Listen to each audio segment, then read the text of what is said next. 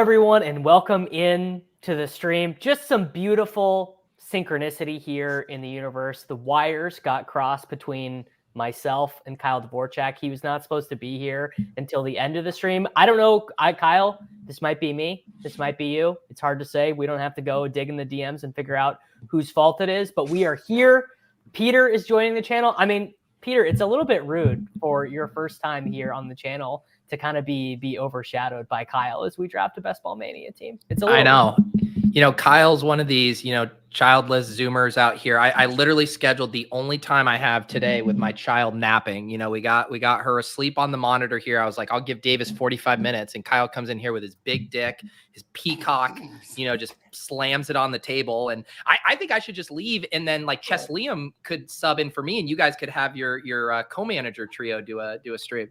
Well, I'm not in mustache clad yet, so I could not do that now. We have to wait until I have the full thing going. Otherwise, I don't think the draft would work because the strategy worked so well last year. That's true. Liam is in Ireland or something right now. I just really? messaged him. I just messaged him to see if he wanted to hang out. Yeah, that's why Liam has not been going live near as often. He messaged me on Friday and was like, "Do you want to hop on a stream?" And then, classic, the Wi-Fi at this Irish resort is a disaster. So he was not able to go live. And we get blessed with a beautiful draft position here. We get to go with the 1-4. I mean, you can't possibly complain about getting the 1-4. So we're gonna try manage this one. Luckily, I mean, actually, I'm very experienced try managing teams with both of you guys. So I'm sure this will be fine. It'll be no issue. It'll be no issue. Do you let your guests make picks now, or is that era of the Davis Mattek YouTube channel still going? Liam is really the only one that I'm not just gonna let have full reign. Like Reeves comes on the channel. You want to take Rashid Shaheed ahead of ADP Reeves? We can do it. I got bullied into taking Demarcus Robinson twice on this stream after basically like saying he's the woat, he's the worst possible pick on the board, and so really it's just Liam. It's just Liam. Trust me, I know how it goes. Yesterday, I got a non-triple digit share of Joshua Palmer with Mike Leone, so I know how it goes. You didn't have to say it was Leone. We knew when you said you left Palmer it was Leone. Here's the deal in this economy. Double digit Josh Palmer is just like the norm. Like Josh Palmer in this economy as the wide receiver 54. I mean, that's like the 87th pick. So and we officially moved him to 4% exposure blanket status on ADP chasing. We decided that Josh Palmer is officially 4% exposure blanket status. So I'm hoping, boom, Tyreek at 4. Do we do Tyreek at 4? Tyreek. None of this bullshit. Justin Jefferson's now the 102 because Jordan Addison might get suspended. So let it officially. We can put the narrative to rest that other people on my channel don't get to take who they want. You guys are you guys divvying up your $12.50? How do you kind of want to divvy that up? Basically, I'm retaining 50% equity. You guys can do what you want with your $12.50. Wow. So we're not splitting it each a third. So if you had like a 5-guest stream, they would all have to split 12. I will literally log off right now if you try to pull that bullshit of us not having our $8 or whatever. I mean, this is such low rent. It's not even Davis's money. It's underdog's money. Stop being so stingy. All right. So we all have $8.33 worth of this team officially on the day that Brandon Aiyuk has requested a trade. It's like, when I go live, either Mike Garofalo is going to report that Brandon Aiyuk wants to be traded, or the former president of the United States of America gets shot in the air. Those are the two things that have happened most recently when I've clicked the go live button here on the program. Both of equal importance to this country, I would argue as well. I would argue officially requesting a trade. What do you think that does? I mean, is this even going to do anything to ADP? It probably won't, right? Maybe Debo hops up like 2 positional spots. Debo probably should move up a lot more. Think about the Debo we got. It's been a while. It was like 2 to 3 years ago where he was actually a true target dominator plus still incredibly efficient. it depends how the market views the likelihood of a trade materializing. But until now, I would have said like 2%. Like it just didn't seem likely at all. The fact that he's put in the request still doesn't make it more likely than not to happen, but it's like 20 to 25 probably. So, I was like, have you guys seen the people like in my drafts? I'll see people do like Debo and Aiyuk at the 1-2 turn. And I always assume that people have been like banking on this happening. At the 1-2? Yes. That literally happened. I literally posted a screenshot of that yesterday because I was like, look at these idiots. I didn't realize that was a thing. Oh, wow. Okay. Never mind. I mean, apologies Kyle, the new meta is doing the dumbest possible thing at 12-13 and being like, bro, it's just the 12 is so bad. You just got to get unique to They're the all point second round picks. Think about my combos, brother. Now I think it might have actually gotten so far around that Gibbs London or Gibbs MHJ might be a little unique, truly. Like it's not happening as often. Isn't the most here, let's make this pick here and then we can talk some more Aiyuk stuff. Speak of the devil. I fear our selection might just be staring us in the face. Kyle, make him take Aiyuk. Really twist. Yes. Do it, buddy. This is the anti-Davis team. No Jefferson, no Debo. Oh, wow. You actually drafted good players and diversified your portfolio. What a day for you, Davis. Yuck. Tyler, welcome. I guess I should have said this at the top of the show, but memberships are now live on the channel. You get Discord access. They're actually, someone has to do the emojis. Zach Lanners made the emojis. They are all good. They are all very good. Whoever the first one does it. He did Tutu, George, and Wandale all with short king crowns. It's incredibly good content. Brandon Aiyuk is not a good pick here, but whatever, it's fine. I'm actually surprised he didn't go earlier, like on the heels of this report. On the heels of it. Jaden Daniels, they're best friends. He's gonna go there. So there's a lot of badges in this draft. What percent of our draft, or what number of our draft, saw the news? I mean, literally, I didn't know what you guys were talking about because I'm like on the stream saying hi to you guys, and it happened at 102, and you guys told me at 104. So what out of 12, how many people actually know? Because you guys broke the news to me. I would not have known had one of you not been on Twitter while you were streaming. I mean, it just happened 6 minutes ago. So probably not that many, particularly if they're multi-tabling. 3 or 4, maybe. Like, I mean, it was literally 5 minutes ago. Yeah. There's levels to being criminally online, and I'm of the level where I had recently sprung for X Pro, so I have their version of TweetDeck up now when I'm at my computer. So I saw that come across the timeline. All right, DJ Moore or Cooper Kupp or Kyron. Kyle, this one's you. Not Kyron. I'll go with DJ Moore, but if you wanted Cooper Kupp, that'd be fine too. I wouldn't do Kyron yet though.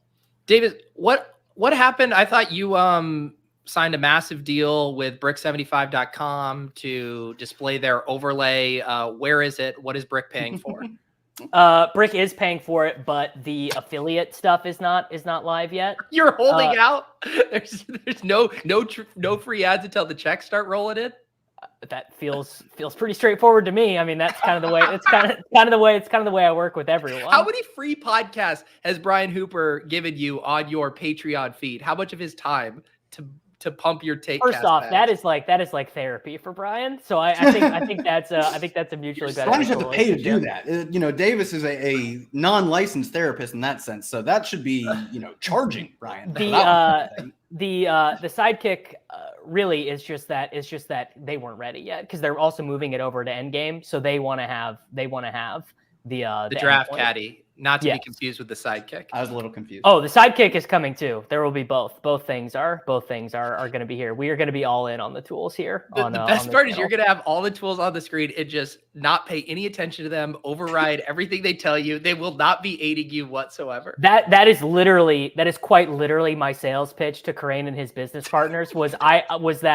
I want to show people how the sidekick can be useful, but how you don't use it as the deciding factor. Quite literally. I think you should have ended that sentence in you don't use it. How it could be useful, but you will not use it. Oh, I plan on using it. I mean, I think there's already been multiple situations. Drafting on stream is a little bit more difficult than I thought it would be in terms of like trying to keep up with the chat and make sure you've got like tweets going and all those things. So like I've already made like 3 or 4 huge mistakes. Like, I mean, as long as it suggests a pick you like, just go ahead, use it. And if it doesn't, don't.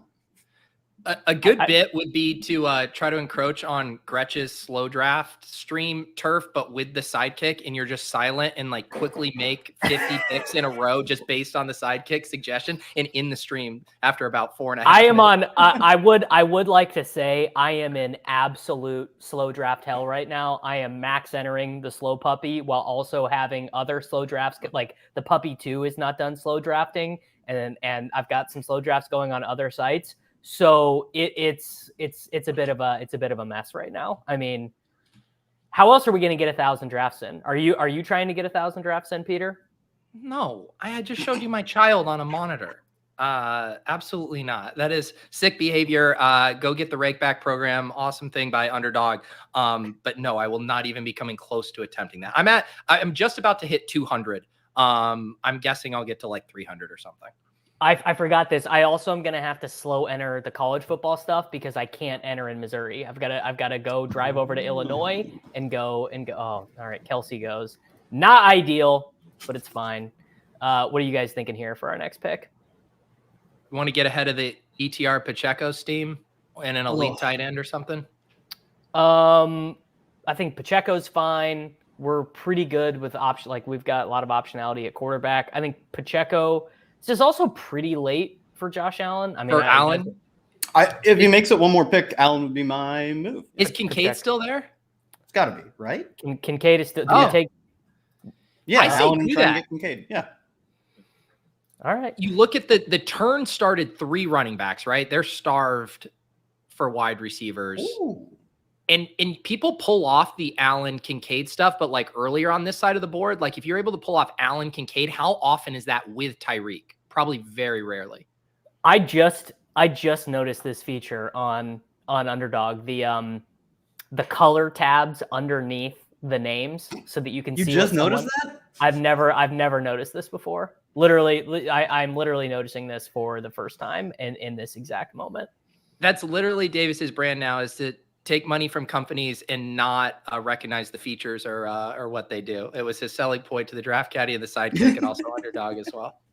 It's, and we'll see how that works for me in the long run. I'm very curious what this badge, he must just be auto drafting. That must be what's happening here. He is, oh boy. He's definitely auto drafting. Autoing BBMs that often. I mean, maybe he fell asleep. Maybe his kid's crying, and he I don't know. But he's in a piss boy room, and all of the picks that he's done have been the guy who's at the top of the queue. Yeah, and the clock is getting bled. So. Oh yeah. All right. So McBride, the Lamar Jackson drafter wants Andrews. This is our only landmine here for the Kincaid pull. And he's got greater need at wide receiver, so I'm hoping. So does the one hole, and he still doesn't have one. Yeah. We have breaking Greg Dortch news. As a fellow Greg Dortch slappy, bootleg football boys, Andrews just went. I'm trying not to. This is trickle down snipeonomics here. Don't do it. This is trickle down snipeonomics. This is a non-badge, bro. This is not even a. This is not even. He's a wild card. He's bleeding the clock to screw with us too. Who's top ADP? Fucking A, man. These guys, just sick, twisted shit. I don't even want to finish this team. Ugh. All right, well, better learn Keon Coleman ahead of ADP, boys. Yeah. I don't want to take Hollywood. I take Jaden Reed here, but yeah, I take Jaden Reed here too. It's a good thing I'm doing these. I'm getting a lot of diversification doing these streams. Is really the nice thing. My Jacquard similarity tree is going to look beautiful this year because of all of my friends coming on stream and having players. Like, they all look like webs. Yours is gonna have like some like weird like V spikes on it because there's just gonna be like a million Hollywood Brown and then like one Jaden Reed. Like I don't know if it's actually gonna be smoothed out. Well, you're right. It is. I've noticed it. It's so funny because I basically draft the same team 100% of the time on my own, like really with very minor differences. And then on these streams, it's like, oh yeah, we just kind of take whoever the best pick is instead of having conviction. So you're saying on the streams you're making the good picks, and when whoever the best pick is what you said. When you're streaming, you take whoever the best pick is. What would you say your strategy is when you're not streaming? To take Chiefs. Really, just like sort of that checks out. Sort of like the fourth, fifth, and sixth rounds are the Chiefs picks. My Hollywood exposure is not that crazy, only because he goes in the same round as Xavier Worthy, so you can't really take both of them. Although I'm sure I've seen people in the Ship Chasing Discord post they have gotten, I think Gobbler had one the other day where he got Kelsey, Mahomes, Brown, Worthy, and Rice all in the same draft. So, congrats Davis, to him in advance. Another very fun bit to do as part of your leg up deal would be a weekly Jacquard similarity stream, and you just pull up your thing, and it's just that like the smallest little dot in there, and you're like, "This is a great tool to show you that you're drafted the same Chiefs in every single draft." Highly recommend checking it out. So I think with the Jacquard, you actually want the circle to get tighter and tighter. I haven't looked at how to use it too much, but I think the point is to narrow all the way down. I mean, truly, it's gonna end up working out for me. Like either I'm gonna have 50 really good teams and 100 mediocre guest drafted streams, or the 100 streams that I do with guests are going to be the ones where I'm drawing live.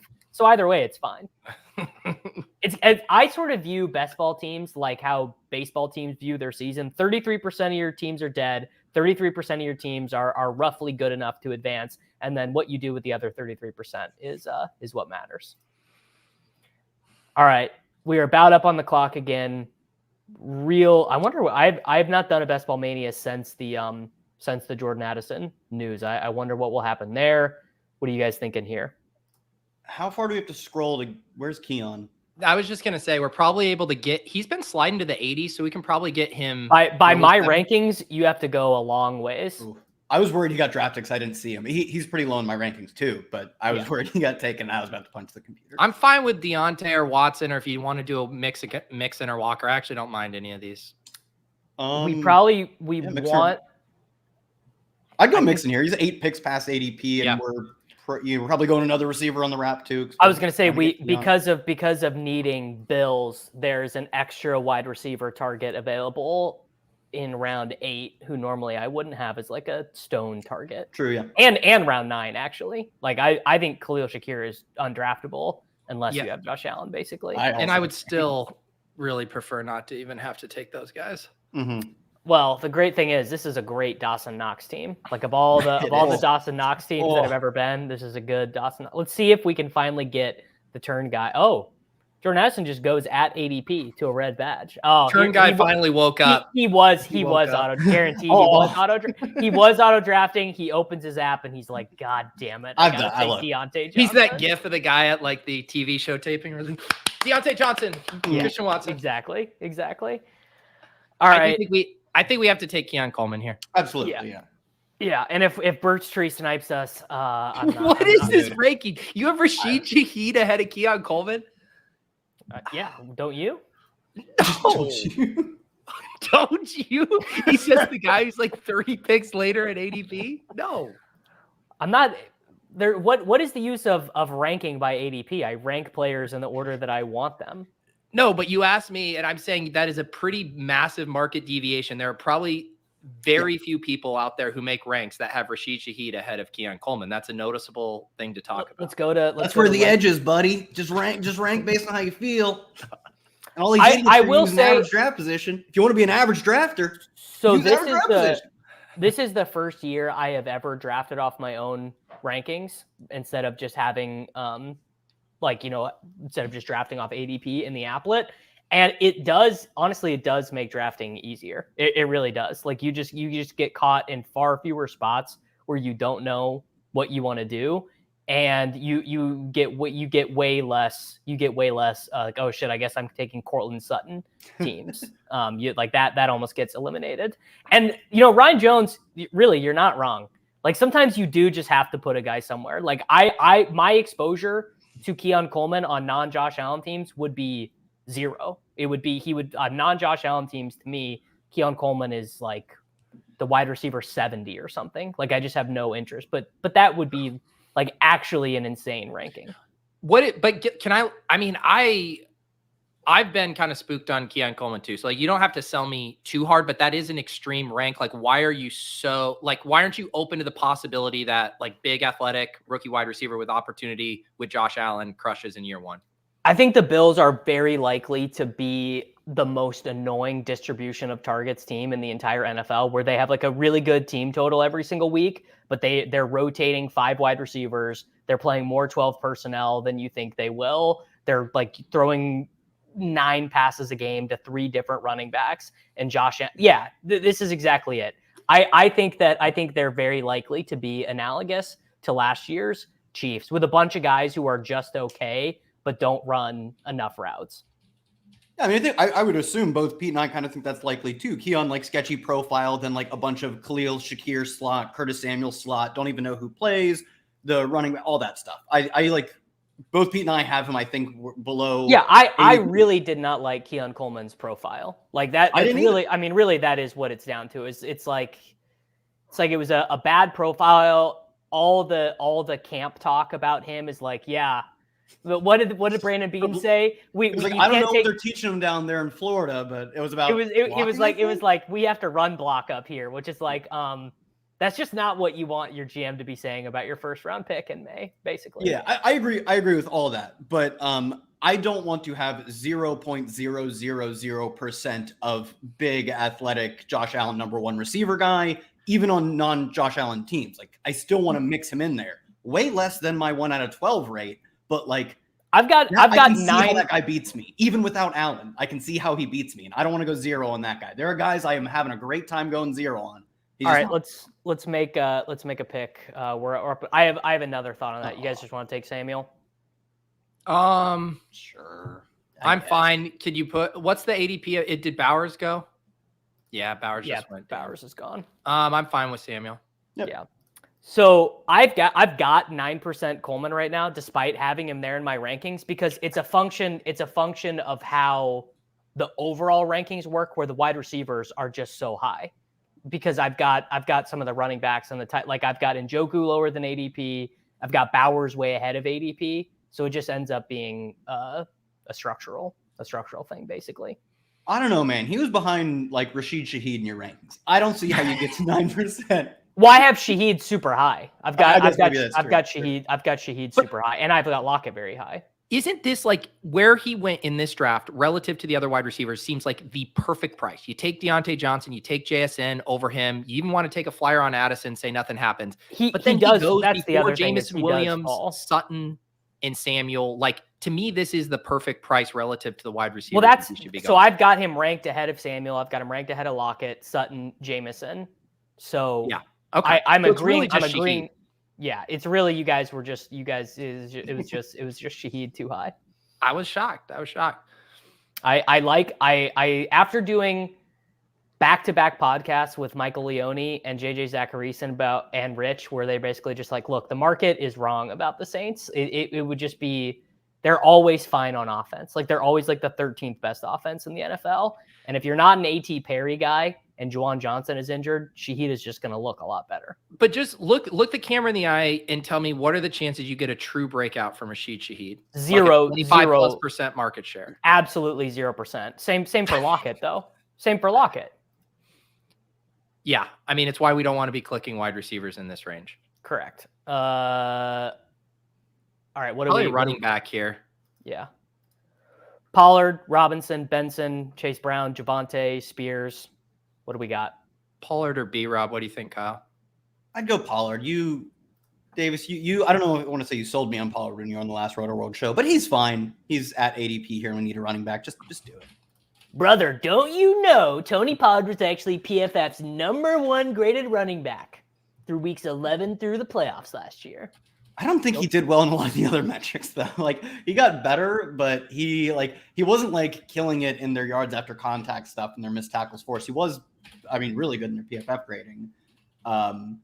He still wasn't peak Tony Pollard though. Like, no, I'm fine with it. I don't mind the pick, especially at ADP. It's fine, but like, 20, what? Like he's probably already 26, I'd imagine, right now. Year-old running back. I believe he's older than that, actually. Oof, that's not good. Tony Pollard is 27 years old, and I just turned 27 in April. 27-year-old running back coming off a catastrophic season. Like, his last team did not want to keep him. Sign me up. Sounds fun. I was listening to you guys on ADP Chasing yesterday. JJ was on. Highly recommend checking that out. And I know JJ's done the work on the ambiguous backfields before, but him like really articulating it through the lens of this year's backs, I thought was a really cool conversation. And like was one of those like light bulb moments too of how he was describing why these ambiguous backfields tend to result in some big ADP winners. But he didn't even really get to talking about the Pollard Spears one, which certainly qualifies by his criteria. But man, like, I think there's just so much meat on the bone here for both of these. So much. I think, similar to the Moss and Brown one and some of the others, like I think these guys can pay off their ADP here without an injury. And then you're just looking at an uber smash if one of them gets hurt. Yeah, I forced myself to draft more Pollard. I didn't like him, but Davis made a good argument. They paid him a decent amount of money. And it is one of those things where like, if I think Spears is in such a great spot, like Pollard's in that same spot too, even if I think I like his odds. It's why I've been plugging my nose and taking Zach Moss some, because I've kind of pushed myself to do a little bit of that. If I too. think I had Chase Brown 3 weeks ago or whatever.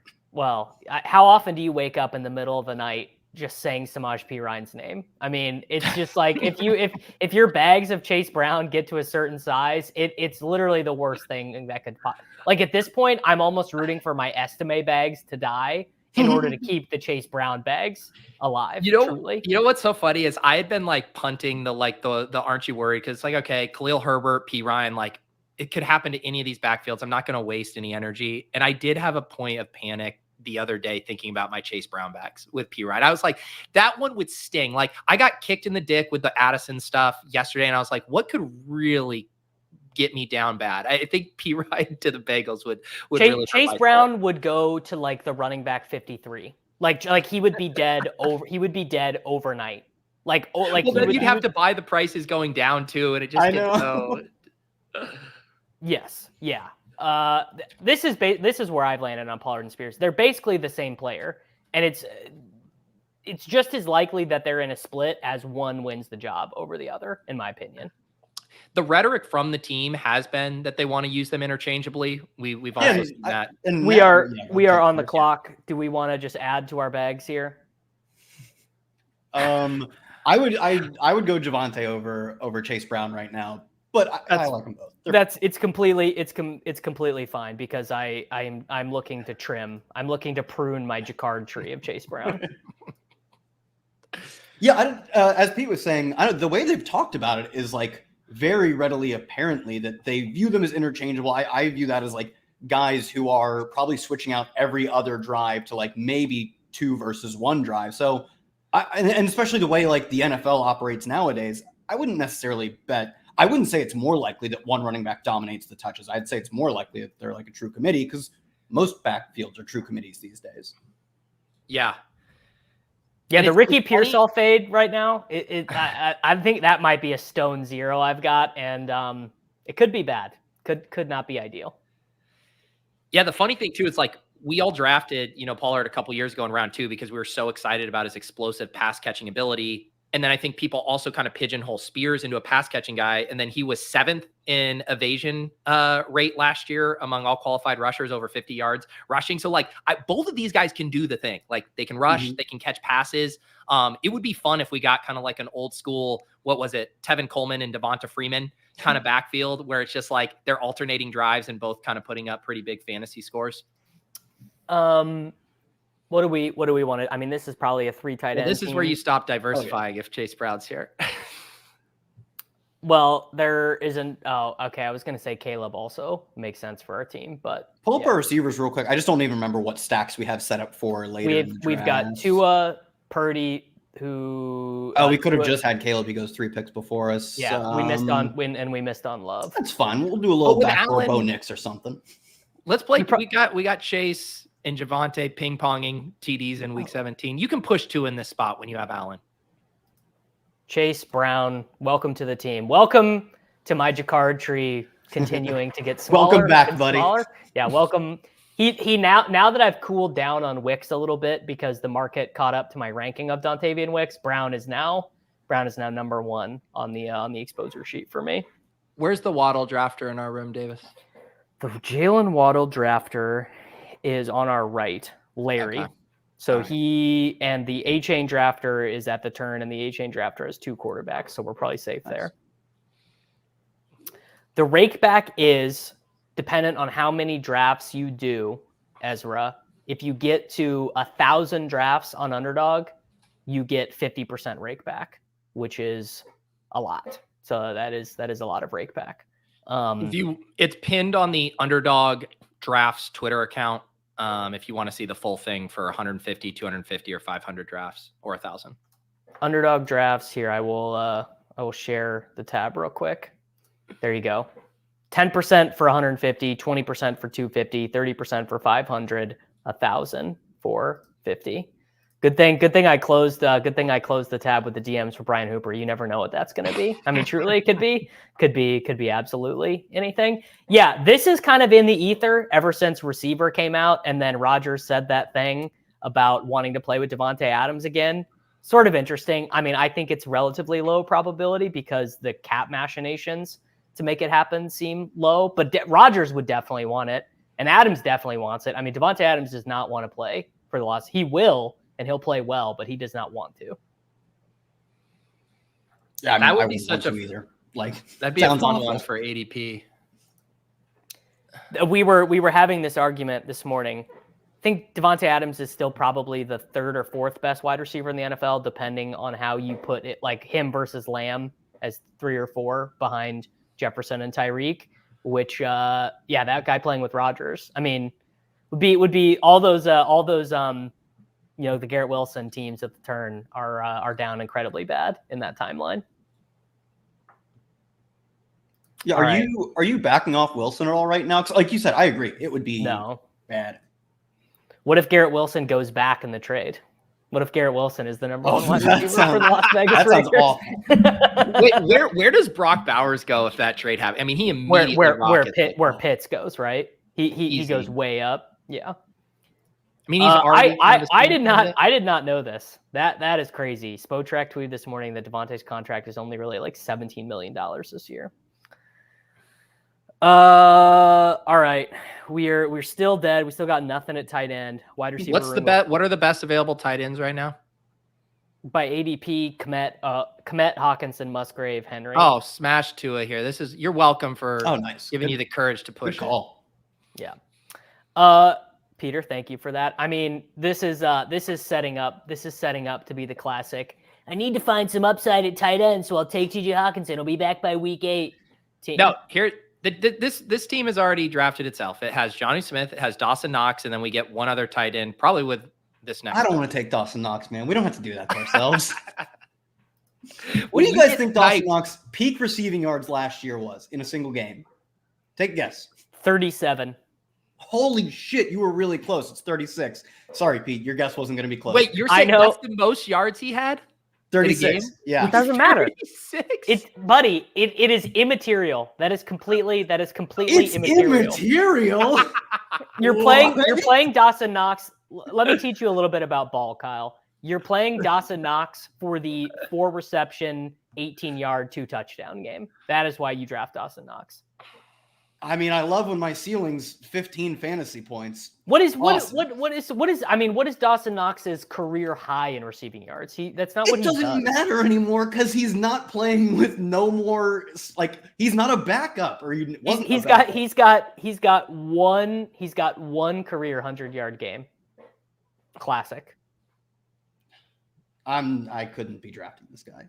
Backup true backup tight end. How many 100-yard games do you think Jonnu Smith has? What do you think Jonnu's peak yardage was last year? He's a starter. I am stunned. I'm stunned. Jonnu did have a 100-yard game last year. He had that one screen pass for 65 yards or whatever. I wish I would have guessed one. I would have sounded shout out to Jonnu Smith. All right, we are back up. I like Musgrave. Get the stack without Love. Get us one tight end with some upside here. I take a ton of Luke Musgrave. Like chain mover, feel like he's not just a dump off guy. He was started as a rookie. The guy who anyone is concerned about playing over him tore his bi or tricep, I believe, a few months ago. Like he seems like a pretty good breakout bet to me. It's like, honestly, I've said it so many times on stream that it's fake sharp, but I think it actually probably is real sharp, that like 3 games of TJ Hawkinson is probably better than every other tight end after tight end 15, truly. It's fine. I don't know. He's good. Didn't you see Nick Chubb squatting 545 pounds after his catastrophic knee injury? Modern medicine is back. I'm fine on Hawkinson at this price, but I'm not taking him over Luke Musgrave. Like, no way. Yeah, and Peter's rankings and Peter's theoretical rankings, Luke Musgrave is higher than TJ Hawkinson. I love how you just throw these fucking blind ranking darts that are trying to shame me because I don't make my own ranks. I'm drafting off my rankings. You just disagree with them. That's a concern for you, Davis. It should be a concern. Xavier Worthy is a 3rd round pick. I'm sort of taking a page out of Sean's book where it's like, I'm like, these are how I'm drafting them. And if the season goes the way I think it is, it's going to be a good season, you know? My rankings are going to crush if my opinions are right. If my opinions are right. Yeah. This is why I have to aggregate Sean's rankings. So you can see his preferences, but then they're anchored by Leone deep in his, mildewy basement, getting us back to a baseline. Trade sounded like it was close last year, but McDaniels thought they were still playoff contenders. McDaniels was fired the next day. Historical anomalies. Is this from the receiver show? I'm not gonna watch the receiver show. I don't need to watch PR for George Kittle. But if that is a legit nugget, I will watch the receiver show if a tight end is on it. Is George Kittle on receiver? George Kittle is on it, and they completely gloss over him. Basically, the 2 worst plays of his entire season are not included in the documentary. They're just not shown. Was pass catcher just not as catchy? And it wasn't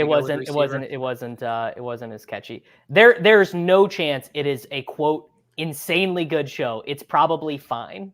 I will say the Devontae Adams clips of him just hating being on the Raiders. And that's good Jimmy content. Garoppolo, those are fun. But yeah. I need the whole show to be like that. I don't, like you said, I don't need PR for the rest of the guys. But yeah, Twitter will show me all the good clips. All right, we are on the clock. Denver wide receiver. Do you guys care which one? No. You can see your card preferences. Well, I was going to say here. you can see by my rankings, I sort of took a cowardly way out, and then I ranked them literally back to back. I think I slightly lean Franklin, but I just I literally lean Franklin because of the shower narrative. That's it. That is my only tiebreaker. Yeah, is the shower narrative. I'm not making up anything. Nothing has been made up yet on the program. Not yet. Now, I mean, in a couple, we'll talk about it. Are we going to talk about, maybe there's some dresses from the show to talk about, Peter? We could talk about Olivia Culpo's, clothing selections. You got to subscribe to the Swolecast to get those takes.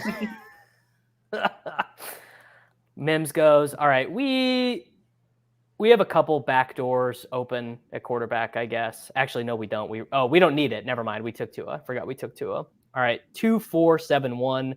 This is probably a 3 tight end team. Definitely. What do you guys want to do here?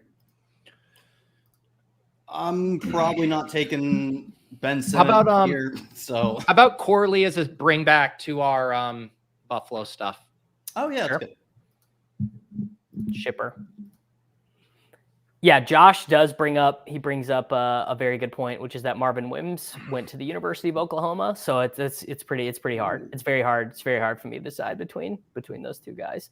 Yeah, the tight end cliff is right here. Yeah, let me tell you the difference in projectable volume from Chigakonkwo to Juwan Johnson, you fall off a true cliff. It's insane. So what watch of the year, the chat is saying Netflix's receiver is the watch of the year. There's no. Like, what percentage of your chat has seen every episode of Receiver but hasn't watched The Bear yet? There's just so much other good TV to get to. It's honestly, Pete, I don't think you understand how insulting that sounds. I do. They don't have to be mutually exclusive, but yeah. I had one of my friends in college tell one of my other friends, he goes, you know the lyrics to like every top 40 radio song there is. I was like, you don't know how mean that sounds, but that's like insulting the entire man's culture in existence. And that's kind of what you just did. I don't have to subscribe to the Swolecast. Twitter will show me the best clips. I mean, honestly, you're not wrong. You're not wrong. You know, that's you could have even stopped before the clips part of that. Yeah, you don't have to watch. Benny, you make a great point. Why would you watch Receiver when you can find Everyone Loves Raymond reruns? I mean, look, everyone's got their thing. Some people are just here to watch like 6 to 7 hours of live stream best ball content per day, and those are my people. Davis, did you go back and watch Lost yet? Didn't you talk about doing that? I was gonna do that, and then I got fired from my job, so I had to start working every day. I had to start being at my desk like 10 to 11 hours per day. So honestly, most of what I watch is Sam Sulek YouTube. I would say about 70% of my viewing habits are watching a 21-year-old on steroids, just like grunt and lift weights. That's kind of my relaxation. Returning to the draft, I think we might end up on the other side of the tight end cliff. I see a lot of the junky names going, and we needed some of them. Jeez, Jonnu goes, man, that's a bummer. This is fine though. We could do Chig a little kind of phantom stack there with Pollard, get all those tutties. Yeah, all the touchdowns are going to be available for the. We know Calvin Ridley is allergic to the end zone. Luke and Chig is the all-time theoretical upside tight end room where you're like, you know, in the right universe, this guy who's really athletic can ship some touchdowns. Ryan Jones, he's rewatching Lost. I mean, he's living. That's the thing is that my wife won't watch it. My wife doesn't care about science fiction, so that would have to be a personal journey for me. Which, as you know, in a committed relationship, is better to find something you can watch together. Like 5 years ago, I tried to watch it with my girlfriend, and I think we liked the first 3 seasons. The next 3 seasons are also fine. She hated it by season 5. I couldn't drag her to the finish line. Yep. Yeah. That's what happens. All right. We need a running back. My favorite went. Who do you guys like here? I don't really care. This will be some good Jacquard diversification for me. I'll let you guys choose our running back. It's a little streamer mistake. We got to kind of hold our horses here before these snipers try to get some excitement out of us. Well, Mancheesy's got the 2761 build going on, so he might not be rivaling us. I think the turn guy is back to auto picking. Yeah, I think he, you know, you're right. Auto picked Tyler Boyd at 17-1. That might be worse than Demarcus Robinson. I can't decide what's a worse pick: 17th round Tyler Boyd or 15th round Demarcus Robinson. They're both pretty bad. Oh, 17th round Tyler Boyd by 10 miles. Yeah. What's wrong with I don't mind Robinson? Roschon with DJ Moore, Tracy in a vacuum. Kyle, you got takes? I like Tyrone Tracy. I don't know yet that he's not like slow and bad at football, which kind of seems like Roschon is. So Roschon is not slow or bad at football, dude. How dare you? He was pretty bad in everything last year, and he looked pretty slow. Roschon is our generation's Latavius Murray. He's gonna be playing football until he's 33 years old. And go for it. I was just gonna say, you don't know how condescending that statement comes across to Roschon when you say no. He's bad. The thing is, I do. I don't think he's very good. Tracy ran a 4.4. Yeah. I like Tracy. Chad is confirming that you are correct. Sus Edwards says Roschon is slow as shit. You know what I kind of think Roschon could be? He could be P. Ryan. I always forget how gigantic P. Ryan is. He's like 230 some odd pounds. He had the single NCAA game rushing record for 8 days, and then I think Gordon took it from him. That is true. It was against the University of Kansas, and then I famously did not play Melvin Gordon in the next college football DFS slate, and everyone was making fun of me as he literally broke the single game rushing yardage record. How's the college football contest? Is it fun? Well, let me tell you, if you are a sweaty nerd who likes to sweat, today is the day of your life to be drafting off some of the worst base ADP that there's ever been. Like a literal first round pick does not have an ADP in the contest. Can you give us the alpha? Who is it? Yeah, Darius Taylor from the University of Minnesota.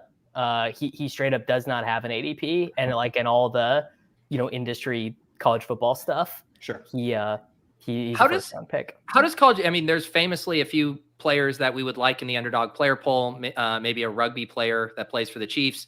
There has to be just a ton of random college football guys who don't end up in the player pool, right? Like just from like a clerical perspective. Almost certainly. I mean, I don't know enough to get there, but Bainbridge and Froton, I bet if we would have done another draft, they would have been like, how is the University of Maryland's backup tight end not in the player pool? Like this is, like a real, yeah. But you are right. I mean, Louis Rees-Sumet not being in the player pool and Taysom Hill as a quarterback are two of the greatest injustices that underdog has ever done. You said it almost was kind of the roadblock to you getting the deal done with them, right?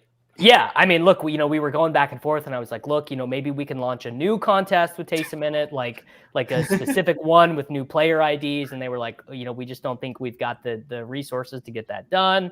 And ultimately I decided to go ahead, but it was a real sticking point.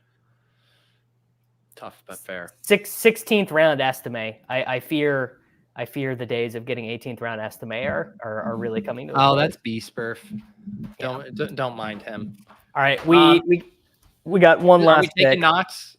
We got to. Yeah. Oh my God, what a terrible pick! Jesus you Christ. you just you guys can have my $8.33. Doesn't matter. You had the audacity. Let's divvy it up, dude.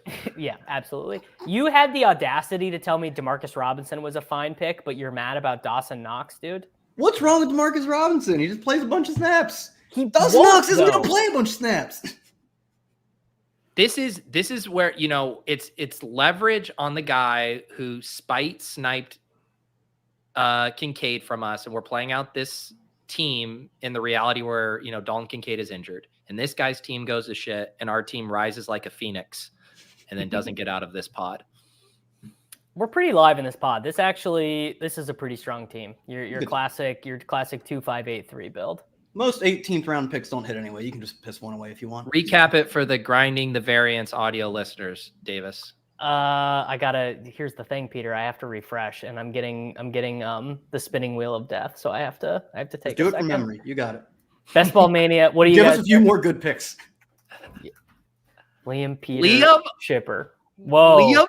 Wow. Yikes. You see know how condescending that is. I was gonna say. All right. We have Josh Allen and Tua. We have, with Josh Allen, we have Keon Coleman, Curtis Samuel, and Dawson Knox with a Malachi Corley bring back. With Tua, we have Tyreek, no Browns bring back. Running back room, Mixon, Pollard, Javonte, Chase Brown, Tyrone Tracy. That's the most best ball streamer 2024 running back room there could possibly not Mixon, be. Dude. That's the only thing it's missing is A-Chain. You sub an A-Chain for Joe Mixon, then it's a streamer 2024 room. Tyreek, the newly traded Brandon Aiyuk, DJ Moore, Jaden Reed, Keon Coleman, Curtis Samuel, Troy Franklin, Malachi Corley, Musgrave, Chig, and then Dawson Knox. Dawson Knox really sticking out like a sore thumb in that young athletic tight end room. Can I point out there was an error setting up the Spike Week draft helper. Please refresh this page. Spike Week got more of a free advertisement than brick75.com. So I noticed that on like the third or fourth stream, and that was what made me think I should reach out to Brian and Karain to see if they want me to have the tools on the stream, because I was like against each other. Yeah, well, not pinning them against each other, but I was like, I famously had to switch away from the Brave browser to do the streams because you can't log into Underdog on Brave. So this is my old Chrome browser from like 4 years ago, whenever Spike Week would have first launched, and I had the helper. So I refreshed the page and it didn't do anything. Perfectly cromulent Best Ball Mania 5 draft, fellas. We did fine. We allocated our draft capital accordingly. That team. Yeah, Leone would do our buckets. He would grade our buckets just fine. No. Aiyuk, maybe we backdoor to bring back, or like a week 16 correlation somehow there with Brandon Aiyuk. He's not going to get traded, right? There's no chance he gets traded. Probably not. These guys, we see it every year when they want the new contract. They only have a few little levers they can pull. They can pout on Twitter. They can threaten to hold out, or the final one, they can request a trade. Like it's all they have in their arsenal to like save face and say, I'm worth more money. But then they always put their tail between their legs and come back and play. Yep. All right. I'm going to keep drafting. Peter, I assume you have to go hang out with your daughter. Kyle, do you want to do another one or are you out? I'll hang for another. I got time to kill.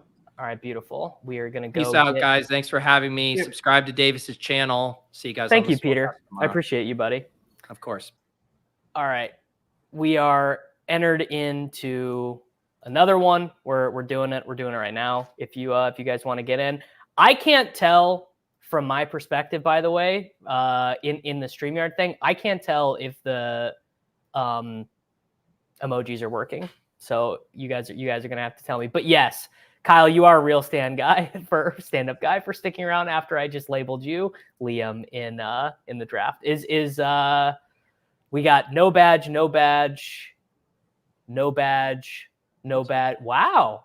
All right, we have a four badgeless draft. We really can't complain about that.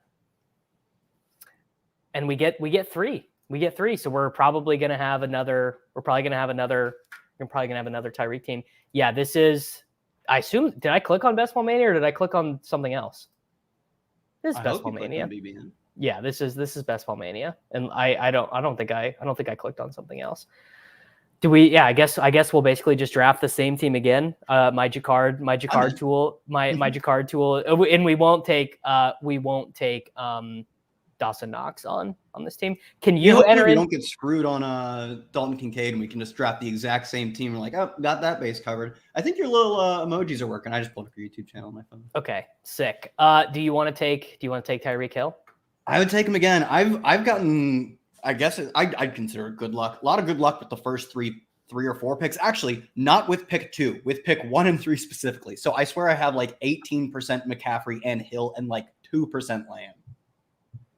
Is that? I guess it's not intentional. It's just no, complete random. I mean, I could when I get the 1 be like, okay, well, I have 18 versus 2. It might not be 2, but it is like honestly really low. I could say like, okay, I'll just take CeeDee Lamb at 101. It's not that uncommon. I see it somewhat often, but like I just can't bring myself to do that. One, knowing that like over the long term, my exposure should even out. I'm just taking ADP, but 2, like CMC is a better pick than Lamb anyway, so I'm just gonna keep taking him. Yeah, he is. I find that one a bit strange. Like you'll see this a lot in the puppies where Lamb will go 1 and McCaffrey will go 2. I mean, I think that's just bad. I just really think you, especially in half PPR, I don't think you can do it. I mean, like he's the greatest fantasy player of all time, probably. I'm not taking him. Sorry. Yeah. And if you get burnt on the Christian McCaffrey, Black Marble season, whatever, like that's just gonna. I mean, maybe I would feel differently if I was doing 5 drafts instead of 500. But come on, you want to have Christian McCaffrey. There's honestly, if I'm only doing 5 drafts and I get the 5 every time, like sweet, best player in fantasy ever does the thing he does. Right. Awesome. I'm willing to eat the variance there too. There's like no. It's just take the best player by far. It's not that like if it was close, if it was getting a ton of 2 and 3 or whatever, and I'm like, oh, I should start taking Tyreek over CeeDee. I've gotten a ton of CeeDee and no Tyreek. That one they're very similar to me in terms of like they're probably both projecting for like 1,800 yards or so. CMC is projecting for like 2,200 from scrimmage and like 8 more touchdowns than those guys. Like so much more, like so many more. That's the thing that really swings it in his direction is he. I mean, McCaffrey could score 24 touchdowns this season, and no one blinks an eye. Everyone's like, yeah, totally. Like that's there. And you probably could argue that Aiyuk not being on the team, if he does in fact get traded, which I think is like I'm going to put it at like 5% or something, 3% that he gets traded. But you definitely could argue that is actually bullish for McCaffrey because gets him, I don't know, 3 to 4% more targets or something like that.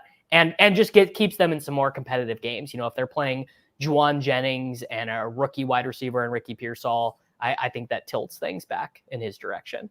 Yeah, absolutely. I mean, if you just are doing the projections, like you can't just pencil in Ricky Pearsall and Juwan for whatever they had plus whatever Aiyuk had in your numbers. Like you do have to spread it around probably to the actually definitively good players in the offense, and there would only be 3 of them left. So yeah, it's maybe only a 1 or 2% boost to his target share, but like he's already the 101. That puts even more distance between him and Lamb. So yeah, what are even the options for Brandon Aiyuk? I know the Steelers have they've been reportedly interested in just a veteran. Yeah, and obviously Jaden wants to play for the Commanders, or he wants to play with Jaden on the Commanders, but like outside of that, I'm sure at this point in the year, it's not easy. Like your assets aren't super liquid if you're an NFL team at this point.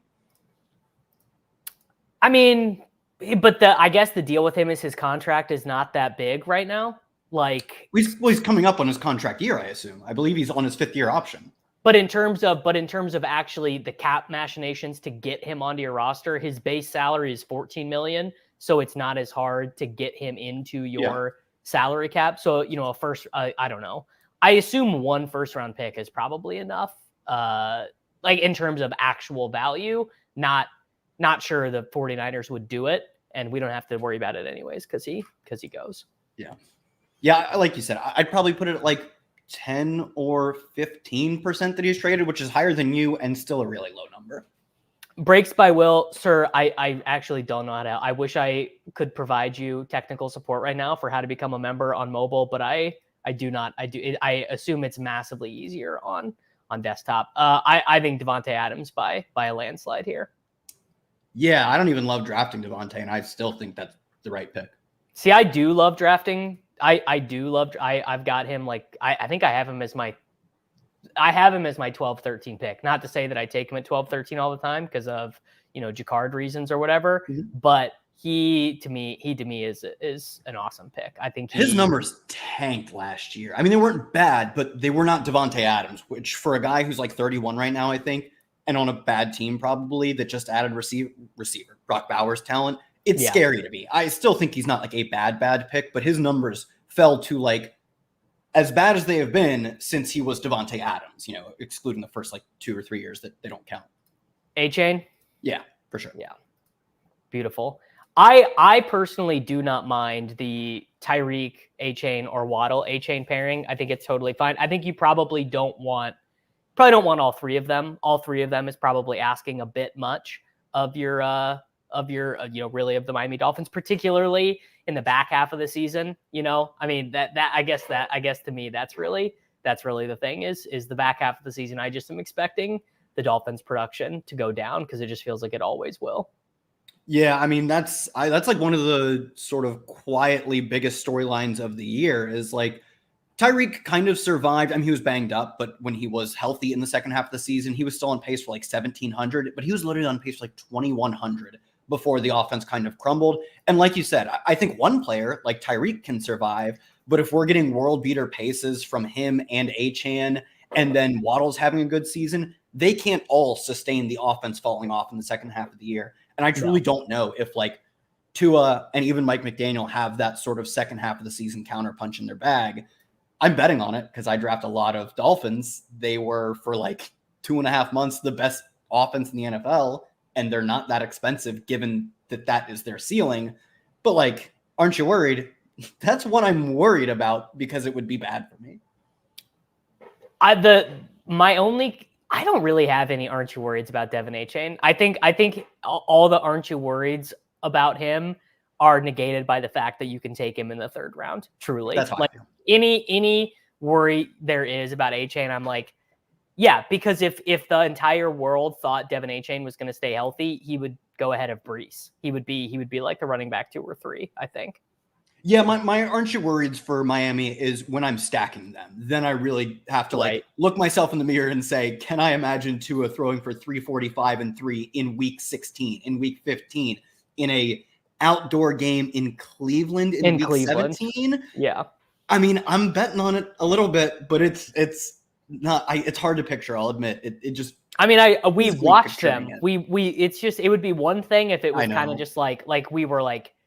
If it was more theoretical. If it was theoretical. Yeah. If it was like, oh, this team from Southern Florida, Tua is kind of small for a quarterback. Tyreek and Waddle are kind of precision wide receivers. Achane is sort of a pace and space guy, not a grinder. But we like actually watched the whole team do it. I have an interesting one. What would A-Chain's ADP be if Mostert was on a different team? If Mostert got cut or retired, I mean, he is the oldest running back in the NFL. What would his ADP be if Mostert wasn't on the team? Yeah, let's just, Mostert gets cut or retired today, and they don't make any immediate plans to replace him. Plus or minus one of Bijan. Probably one ahead of Bijan, I'd say. Maybe one. ADP is finally, I think we're very close to getting Laporta versus Kelsey flipped around. I think by like August 1st, Kelsey will be back up to the tight end one. I mean, he just should be. You want to talk about like the best fantasy player of all time at tight end? Yeah. Very clearly him. And Laporta was good last year. Genuinely good. Was he, do I believe he is the best tight end in the NFL at scoring fantasy points? No, I still don't believe that. He was good last year, but he wasn't like a true special difference maker. This guy is a generational talent where like Kittle in terms of efficiency is that, and Kelsey just in terms of raw numbers is like the GOAT or the second GOAT.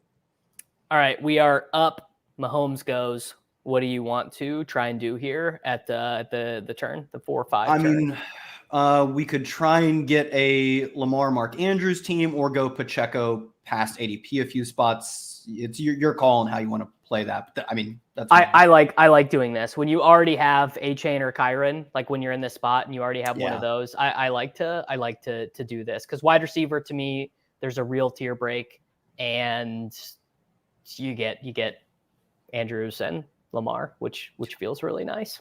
Andrews is a few picks after Lamar in ADP, but if you take Lamar, you're stuck like pseudo naked. You're stuck with Bateman. So do you usually play it this way? Because I've had to like toy around with how to try and set this up. Almost 100% of the time here, because you are. If someone takes Lamar, whatever, you have Mark Andrews, and if you take Lamar, then you're taking. You're hoping to get Bateman, really. Bateman and Walker, and that sucks. So I've played it the other way, just I'm like, oh well, their ADPs are flipped or whatever. But the consequence of getting your guy taken when you have Lamar, which your guy would be Andrews, those teams are just brutal. So I'm gonna probably try and play it the other way from now on. I say everything twice because being on stream is pretty hard. When you are live streaming for 4 hours at a time, you run out of things to say. I just did it right there, because saying things twice is better than silence or not or stuttering. When you go, it's a lot easier to say things twice than to say nothing or to stutter. So that's basically I just did it right there. So I guess I have a verbal tick. I've developed a verbal tick from. I didn't notice it up until the point. Until you called it out, even after the person said, why do you say everything twice? I was like, I haven't noticed it once. And then you called yourself out. And I was like, I'm never going to be able to unsee this now and hear it. So, and it's going to mess with me for the whole rest. It's going to mess with me for the whole rest of the show, which is fine. Thanks. You ruined the show, but it's fine. Commenter on YouTube. Yeah, it's fine. You ruined the show. Everyone's going to have a bad time. I'm probably going to be done 2 hours early because I'm self-conscious, but there's nothing that I can do about it. But I listened back. I did a stream Saturday night where I just ripped a bunch of puppies pretty much by myself. Easy came in for like an hour. Mm-hmm. And it wasn't the easiest listening of all time. You don't always listening to your own voice is not always that fun, but basically I wasn't silent the entire time, which is the name of the game. So that's why I say everything twice, and you guys are just going to have to deal with it. I'm not at Peter's level yet. Let me tell you, what Peter does, not easy. I sort of thought that live streaming would be relatively easy. I love to talk. It's not. It is not easy. It's really not easy. It's a bit of a grind. How much of your live streaming has been solo? Because I can physically feel the tax on my vocal cords if I do a solo stream for even an hour. So how much has yours been solo? I would say about 50% of it. I've been fairly lucky. Reeves has come on a couple times. Easy has hopped on with me a bunch of times. I didn't have a guest the other day, and one of the guys from Pete's Discord and from the FF Sanctuary came on. Tyler came on for an hour, but about half of it has been by myself. I'll probably, whenever you leave, I'll probably do another 2 or 3 by myself and just see what the vibes are. But I do notice when I'm done, like I don't notice it so much while we're on, but I do notice when I'm done, I'm like, wow, my voice is absolutely fried right now, like way more than I thought it would be. I've done a few like Q&As, and mostly it's much better to do those with another person because it's just question answer. Like you are just nonstop talking, especially like during the season, like a waiver wire Q&A or a start sit Q&A. People are just firing questions and you're talking. And mostly I do these with other people for like physically the tax on my voice and my breath. And a few times I've had like a person cancel on me or like there's like I'm on vacation, I'll do it myself. And like those ones, not even like after I'm done, midway through, I'm like, oh my God, I need a water. Like I've smoked 3 cigarettes on this show already. I normally pour myself a big fat Diet Coke before I hop on. And I just have some nice sucralose just keeping me company for the entire time that I'm on. I switch sometimes to the poppies. Are you hip to these? They are I don't even good. Is it like a sparkling water? Is it like a soda? What is it? It's fake soda. They call it prebiotic soda. Basically, they sweeten it with lemon juice and with apple cider vinegar.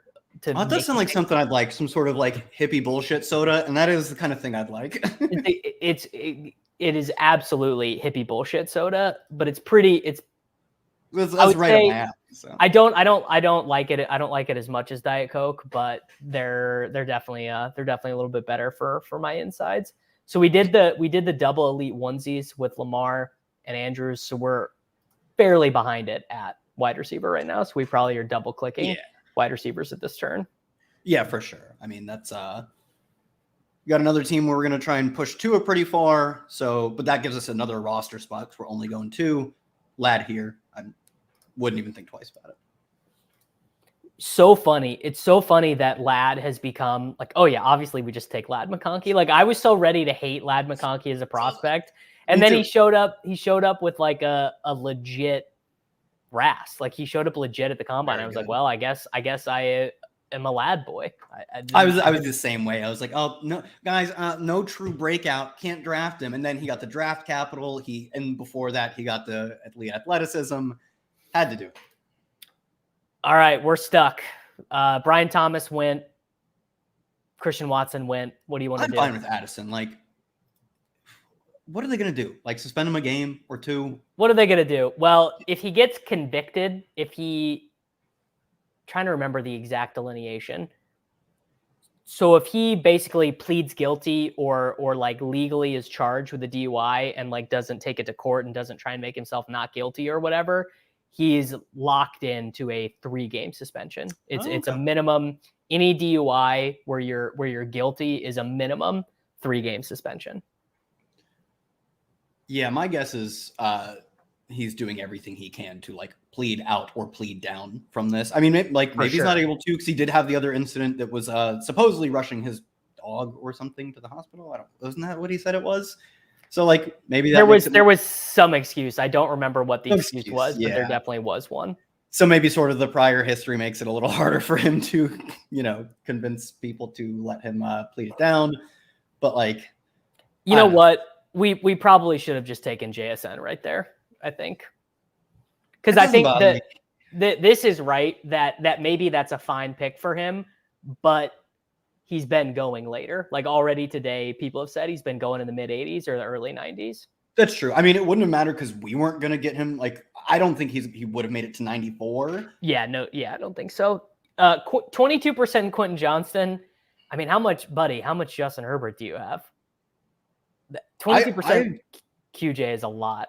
I try and take a lot of Herbert because he's like one of the 6 most talented quarterbacks in the NFL, I think, and he goes really late. I still don't find myself with very much Quentin Johnston. Like, just like when you look at the historical comps for guys who bomb as bad as they did in the first round, it is no one you want to draft. Like the successful historical comps are the Nelson Aguilars and Laquan Treadwells, where like that guy made a living for 8 years in the NFL, never really mattered for fantasy. And like, that's kind of the good-ish outcomes. So I did a stat head filter for the Quentin Johnson subset. I believe it was like 600 yards, but over 80 targets and under 8 touchdowns or something.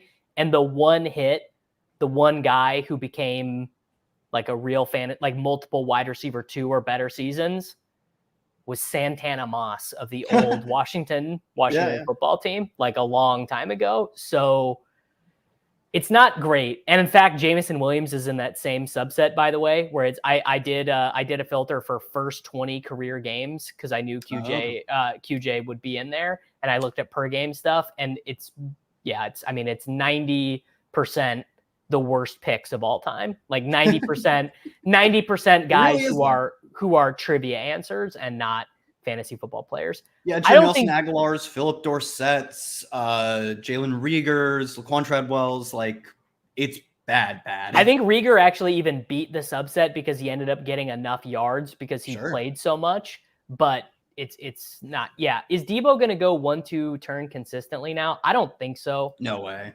He'll get boosted. I bet his ADP, because people are bored in July, his ADP will get swapped a little bit with Aiyuk, but I don't think he'll end up getting pushed that high. I can't see him going he won't get ahead of Olave, like no chance, because Olave is just so far away. Like a good Olave season could be like 111 receptions or something.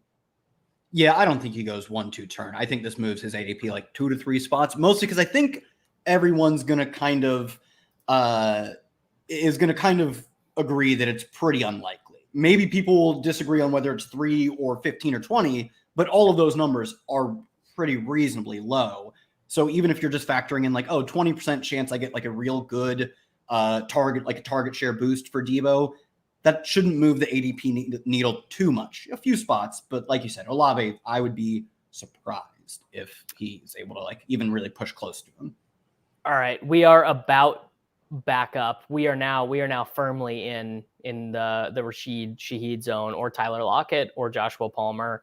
Bowers would have been nice actually at ADP, and then all of our favorite running backs are here. I was going to say, I think we go Warren, and if Bowers makes it back to us, I'm fine being like, oh, that's a great 2 tight end team. We're banging out spike weeks, and it saves us a roster spot. Not that we really need any scenarios to go 3 tight end for this team, but make sure we only have 2, and I want to draft Bowers. The receiver effect, Debo and Kittle above market. People are saying the greatest show on Netflix is messing with ADP. gets you hyped on the 49ers pass catchers. Probably not Devontae Adams. It does not sound like the coverage is making people jazzed about Devontae Adams. Ah, damn. All right, we're back up. We can do Shaheed. We can do another running back. I don't really care. I would go another running back here. This is like my personal sweet spot to get running back. So, and it would be Brooks too. Boom. Welcome to the team, Mr. Jonathan Brooks. All right, through 9 rounds, we've got the Lamar Andrews stack with a running back room of Devin Achane, Jalen Warren, Jonathan Brooks, all different bye weeks for the running backs. I love that.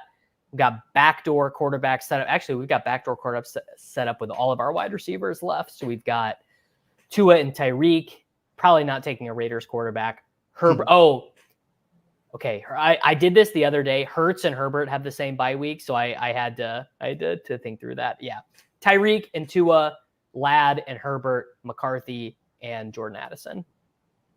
I still don't remember any of the bye weeks except for everyone on week 14. Any week 14 one I know by heart because I always like, oh, I've got my week 14 main team with like Lamar or whatever. And then, oh, let me see if I can just sneak a little Drake May on here. Get it Polk. Oh, get Hunter Henry. And then you realize like, oh no, I cannot be doing this. And you've got to pull like the most heinous, like Bryce Young ripcord naked or whatever, just something awful. So week 14 bye is brutal this year. For me, it's week 6. Chiefs, Vikings, Rams, Dolphins are all on week 6, which is really bad for the way that I draft. I don't end up with like any Rams stacks with the quarterback specifically, and Vikings, I haven't really been taking any of their quarterbacks. I still take their pass catchers, but so for me, it would only be Chiefs and Dolphins, and that's not as punishing as like I take a ton of Knicks and May, and I still take Jaden Daniels is on there. I believe Lamar is on there as well. Like more guys that find myself stacking. So I don't love taking Stafford. Like Stafford's not a big part of my strategy, but if I get locked out and I have Kupp or Puka or Kyron, it's fine. I mean, the thing is I'm not a Demarcus Robinson clicker. So What's wrong with Demarcus Robinson? Dude, he's been in the NFL forever and he stinks. He had one good. He's 30 years old. He goes in the final 2 or 3 rounds. He's a $1. If he gets steamed up to where he is like, he's everyone's favorite, 13th, 14th round pick because he's running all the routes. 100%, he's a terrible pick. But like, as far as a $1 auction value guy, I'm fine with it. Go to the game log. He had some good ones at the end of last year. He did have some. Don't pull the whole career. We don't need the whole career. Oh, no. Let's go whole career. Too many games. Two 100-yard games. To be fair, he did have a 2-touchdown game for the Kansas City Chiefs. He had a 100-yard game when he was on the Ravens. I would love to know the circumstances of that game. And did have a couple good games here for the Los Angeles Rams, but not my guy. Over his final, I think it was his final 5 games last year, throwing out week 18. I think he got mostly rest in week 18. He was averaging like 110 air yards a game. Like they were just chucking it to this dude. And he played, I think, almost exactly as many receiving snaps as the other 2 receivers. It was the McVay thing of like, we play 3 receivers and they play every single snap. He's fine. I mean, I don't have a ton of him, honestly, but like I do get the appeal of like guy plays every snap and they chuck it to him sometimes, and he costs nothing, and he costs a nickel. What if Tutu Atwell plays this season? Like just gets in slightly. Oh, we are on the clock. Let's go the clock first. Wicks, got to be Wicks.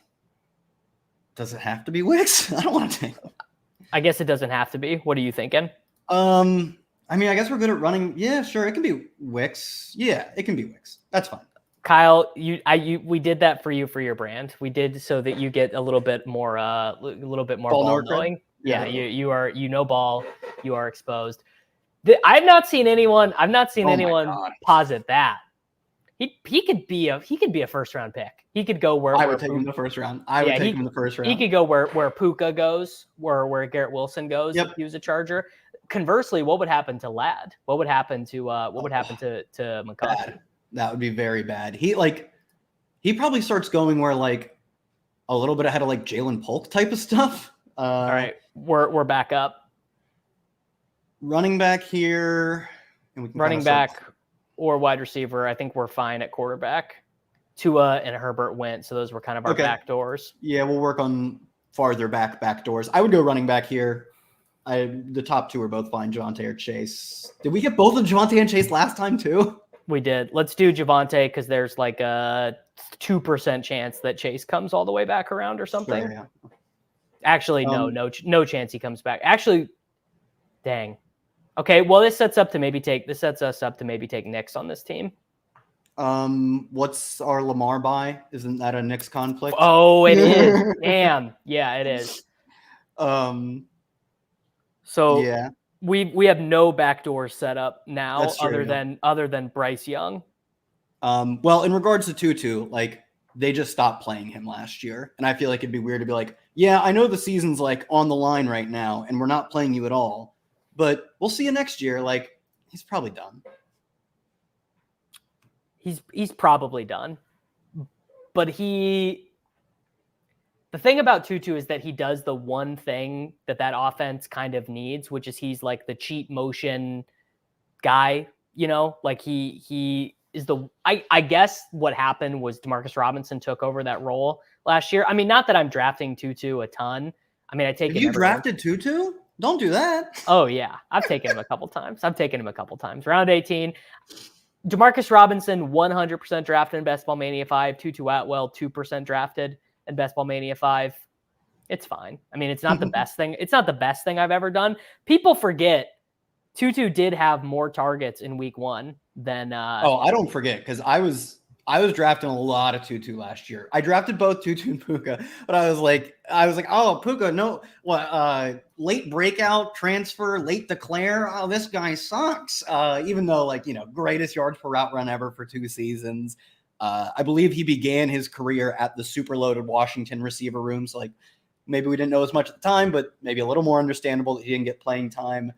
I took both of them, but I'm 100% sure I took more Tutu. So I know his stats from last year quite well. I'm familiar with his game.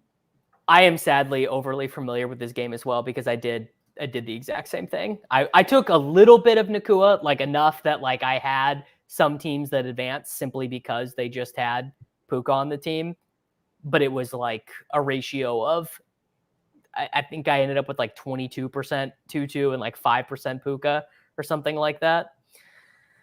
All right. What do we got here? We got to set up some kind of stack on this back end that isn't all the good ones because we can't get any of them. Brandon Cooks is still there okay. Like it's fitting because on the last leg up pod I did, I was like, we should move Brandon Cooks up. He's the pick here. We should move him up 3 spots so it's a little easier to get him stacked with Dak. We would still fall over 2 rounds behind, and I was shouted down. And now we get him at actually a really good price. This is probably the correct price for Brandon Cooks. I'm just not a big Brandon Cooks guy, but we do need to be thinking about what we can do backdoor wise. I don't even really know what you do when the round. I guess Rodgers and Corley, Baker and Cade. I don't want to do Baker and Cade. I don't want to do Baker and go to Cade. Quarterbacks real quick. I just want to see what else we have. Cousins, Stafford, Watson, Rodgers, Baker, Geno, Levis and Chig. Levis and Chig is always Geno open. and Fant is another one I do. But I mean, for now, we're just kicking that can down the road, so I'm fine with Lloyd. Yeah.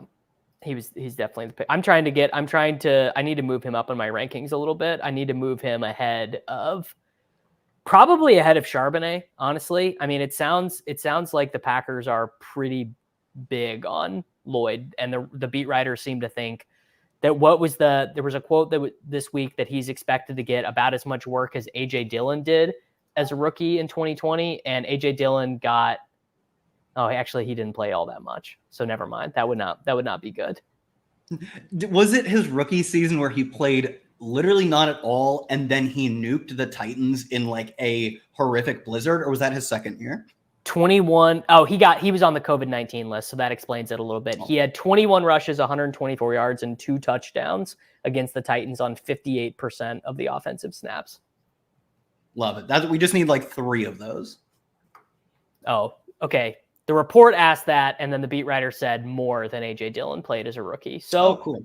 That is fairly bullish on Marshawn Lloyd, which makes sense because Josh Jacobs is just like Jacobs is actually sort of more the Dillon-y player, like kind of the get what's blocked, not much more than that, run straight ahead type thing. Whereas Lloyd is more of the pace and space Aaron Jones style player.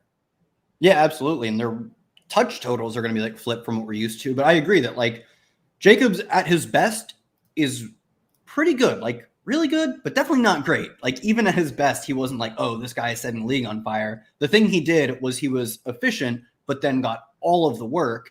And the next year he's inefficient and gets banged up at the end of the year. I think, and I believe his contract is set up. So it's not like literally team options for 2 or 3 years, but it is very easy to get out of for the next 2 to 3 years. So I don't think their commitment to him is quite as crazy as the contract looks, which it looks like a really good contract, but I think the dead cap hits go down precipitously over a few years. So they're not quite as invested in him being a 3-down prime Josh Jacobs guy as the contract looks. And then they immediately went and invested in a running back, who I think probably complements him somewhat well.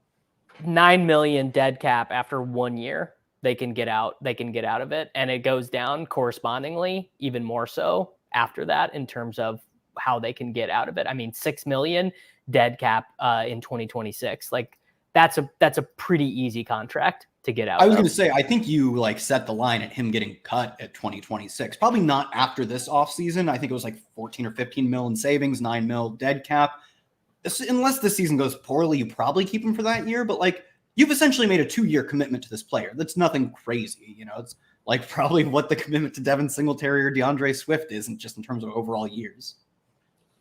I think the Singletary contract, if I remember correctly, it's an even smaller out after 1 year. But I mean, yeah, it was only 3 years, like 15 or so million, but I would be well, I don't be surprised they wouldn't keep him next year, but it'd be reasonable for them to keep him for another year as well. It's just a smaller overall contract.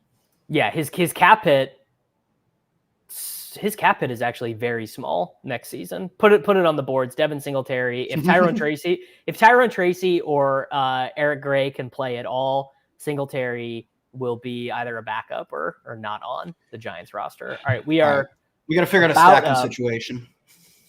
I think we do Chig and Levis. That's fine with me. What other receivers do we have here? A bunch of I was gonna say we could do Rodgers and we could take Watson and do Tillman or Elijah Moore. No, I'd skip that and just do the tight ends ones we talked about. All right. I still think we can. I was gonna say we can push the tight end, but at this point they're like we definitely could have. Like maybe there was a chance that we could have waited. Like we could have taken whoever right there, Chig with the next pick, then tried to get Levis with the last pick. But in my experience, this is a far less frustrating way to do it, is to just get it done. And I don't believe that pushing it in these rounds helps you or harms your odds of having a super team anymore. Like I think in round 15, you are either the player is a hit or they're not a hit. I think it's basically binary. They're $1 auction values. I'm assuming like literally at round 15 or so, maybe even 14, the like actual like auction dollar value of all these guys is $1. Like 1.05 for one guy and 1.22 for the next guy. There is no difference. I think what we should have done is, unless the bye weeks are wrong, but I don't think that's correct, gone Otten, Mayfield, like the person that the 1-2 hole did, and then you can also get Jalen McMillan at the end of the draft. Oh, true. Who I wish I would have thought of that earlier. But I think McMillan's like a pretty good round 18 type of bet. McMillan is probably the best answer to who is this year's Puka Nacua. I mean, it probably doesn't count because he was a 3rd round pick.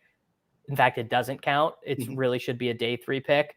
But people forget that for the 2012 Washington Huskies, if you do the math this way, he scored the most fantasy points of Adunze, McMillan, and Polk, despite being the 3rd one that went in the NFL draft because he scored more touchdowns and had more receptions. People forget. They frequently forget this.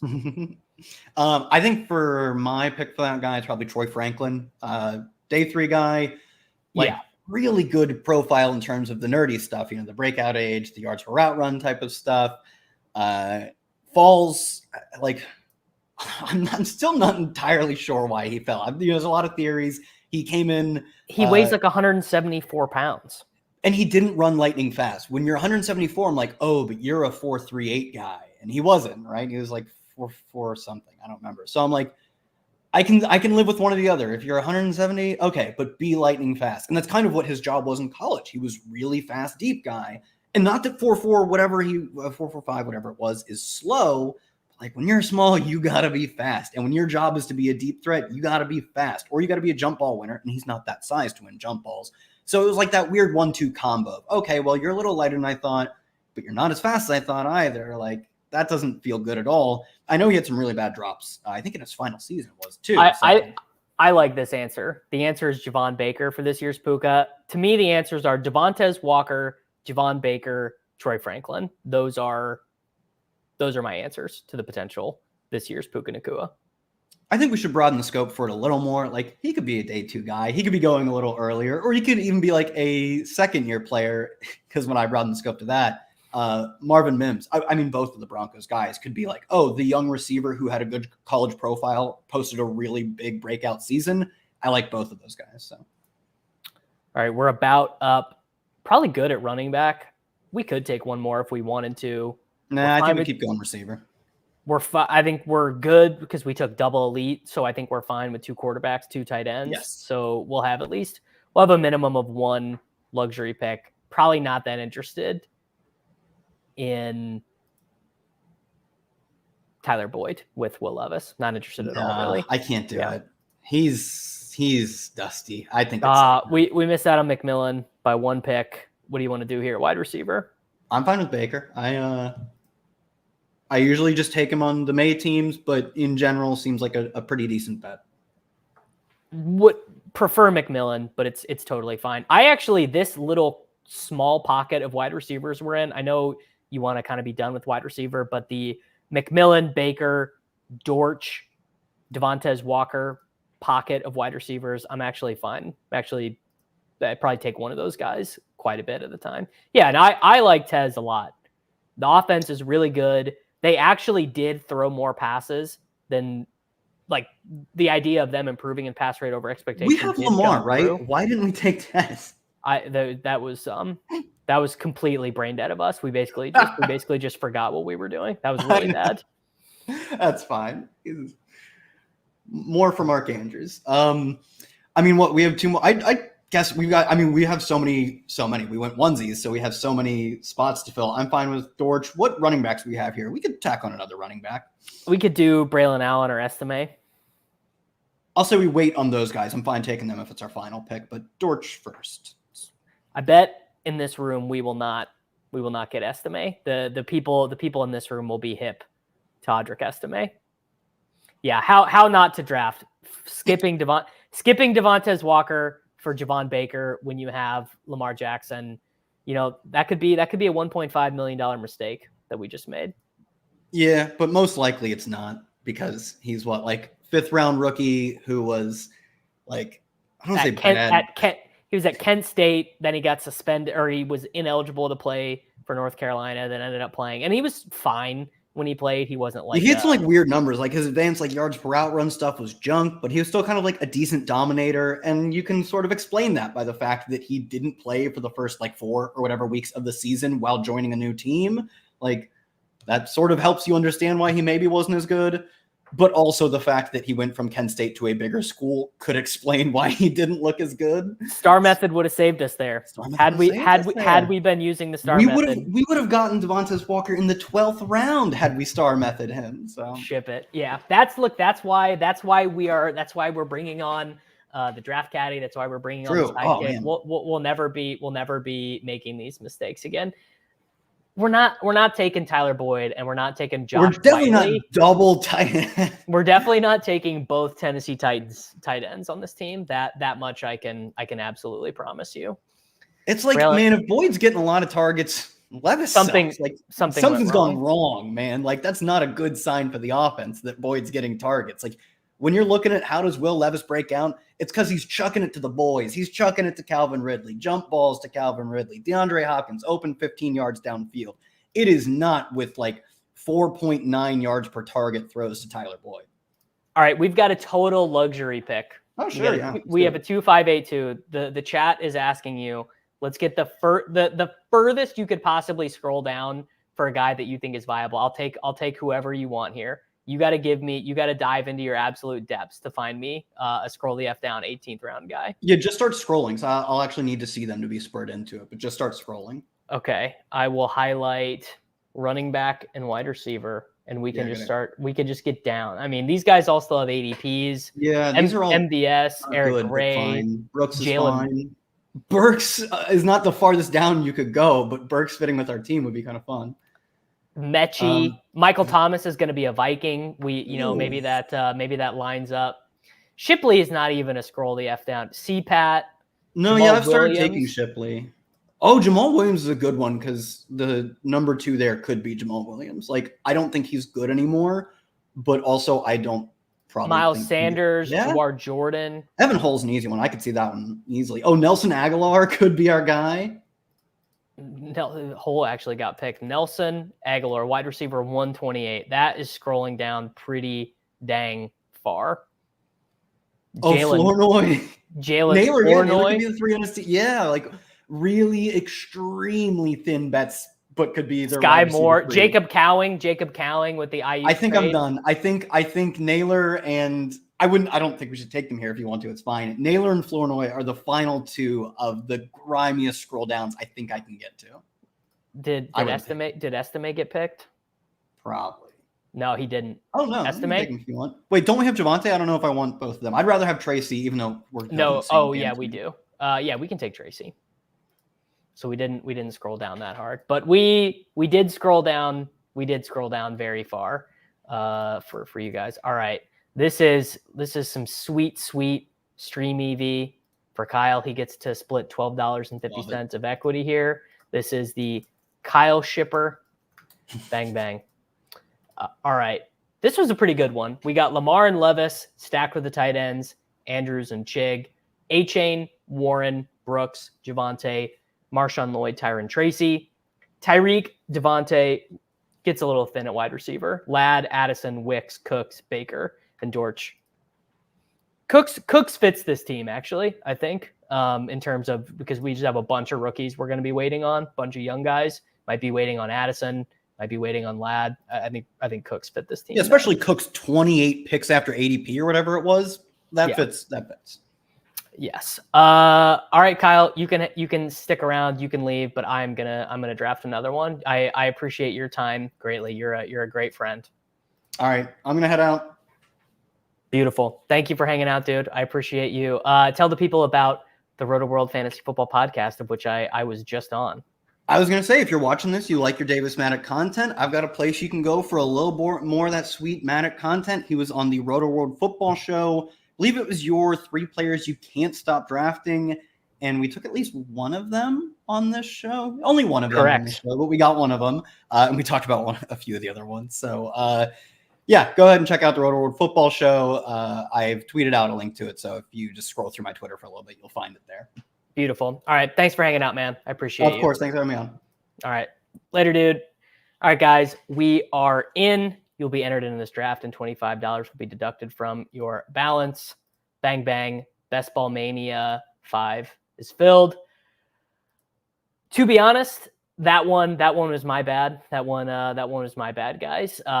It was my fault. I told Kyle the wrong time. And what do? We get rewarded. We get rewarded with the 101. Spoiler alert, I am going to take Christian McCaffrey with this pick, which feels fine. I'm not worried about taking Christian McCaffrey at all. My concerns about McCaffrey age cliff or whatever, absolute zero. I don't really know why anyone would be. Sounds like we got a little bit of a friends and family. BSP is in at the 110. Tyler W is in at the 4. Do we have anyone else that I recognize in here? I don't think so. Only 2, 3 no Badgers in here, but I feel, oh no, this has happened to me. I mean, this actually happened to me on stream this morning, where they could detect my location. The problem was the location was in the wrong location. I was in the state of Missouri trying to do a college football draft. Turns out you can't do the college football drafts. Oh, all right. Immediately, we've got a weird one happening. We got Bijan Robinson going at pick 2. We'll see if that sets off a bunch of other weirdness, but it does mean that our friend, Mr. Wilder, is going to have a bit of a decision at 4. Do you take Tyreek Hill when he falls there? Do you do Justin Jefferson? It's a little bit interesting. Don't get bullied by Biff Tannen. Look, I will try to not get bullied by Biff Tannen. We'll see if he pushes me around. So it goes chalk through the first 5 picks. But anytime, I don't hate that. I don't hate going to Bijan at 2 or at 3, because as you guys will see as we get through this, you get through the rest of the draft and you end up being in a pretty interesting spot with that, where the wide receivers that you're able to pair with Bijan at 23 and 26 are way better than the ones that you can pair with him at 17 and 32. So you get pretty interesting combinatorics. Let's see how many likes the stream has right now. We got 205 concurrents. How many likes do we have? Guys, 100 likes. I challenge you guys to get this one to 200 likes. This is the second stream of the day. We already did the college football stream this morning. If you guys missed the college football stream, I think that you guys will find it pretty enlightening. It was my very first ever, I believe it was actually the very first ever, actually, I don't believe, I know it was the very first ever college football best ball stream done on Underdog in the history of the world. Samwise Gamgee is also in this draft. He said Jefferson is his 3rd most owned wide receiver. So we got Chase at 6. I mean, shout out to you, brother. Good for you. Mr. AJ in Carolina. Thank you. That's history right there. You understand? Absolutely is history. The first ever streamed Best Ball Mania, or the first ever, what is it called? Best Bowl Mania draft. And I would love to do more. I am geo-locked. I think probably what I'm going to do in terms of the college football stuff is my friend from Establish the Run, Alex, at Fear My Turtle. I think he's going to come on the stream, and we're going to do some potentially maybe Wednesday mornings or something like that. Not exactly sure what shape that is going to take as of yet. I got to see if there is real appetite for it. Yeah, FF Doom, you do have one of the greatest names. I'm a big MF Doom guy. Actually, when he died, he was my Twitter profile picture for a while. When he died on he actually died before New Year's Eve, but they announced his death on New Year's Eve in 2021, I believe. CFB is blocked in certain states. It's blocked in my state. Now I am going to Chicago, Illinois for the weekend. And of course I will remember all caps when I spell the name. But yeah, CFB is blocked in certain states. It sounds like more states than I thought, just based on what people were saying in the Discord. It sounds like there's actually a fair number of people who are in states where you're blocked, which is not great, but it's the name of the game. You got to be willing to pay the taxes. That's for those of you who don't know, the reason why college football is geo-blocked in certain states, but you can still play best ball or you can still do other contests. Doesn't have anything to do with legality, illegality, anything like that. It's literally 100%. You just have to pay.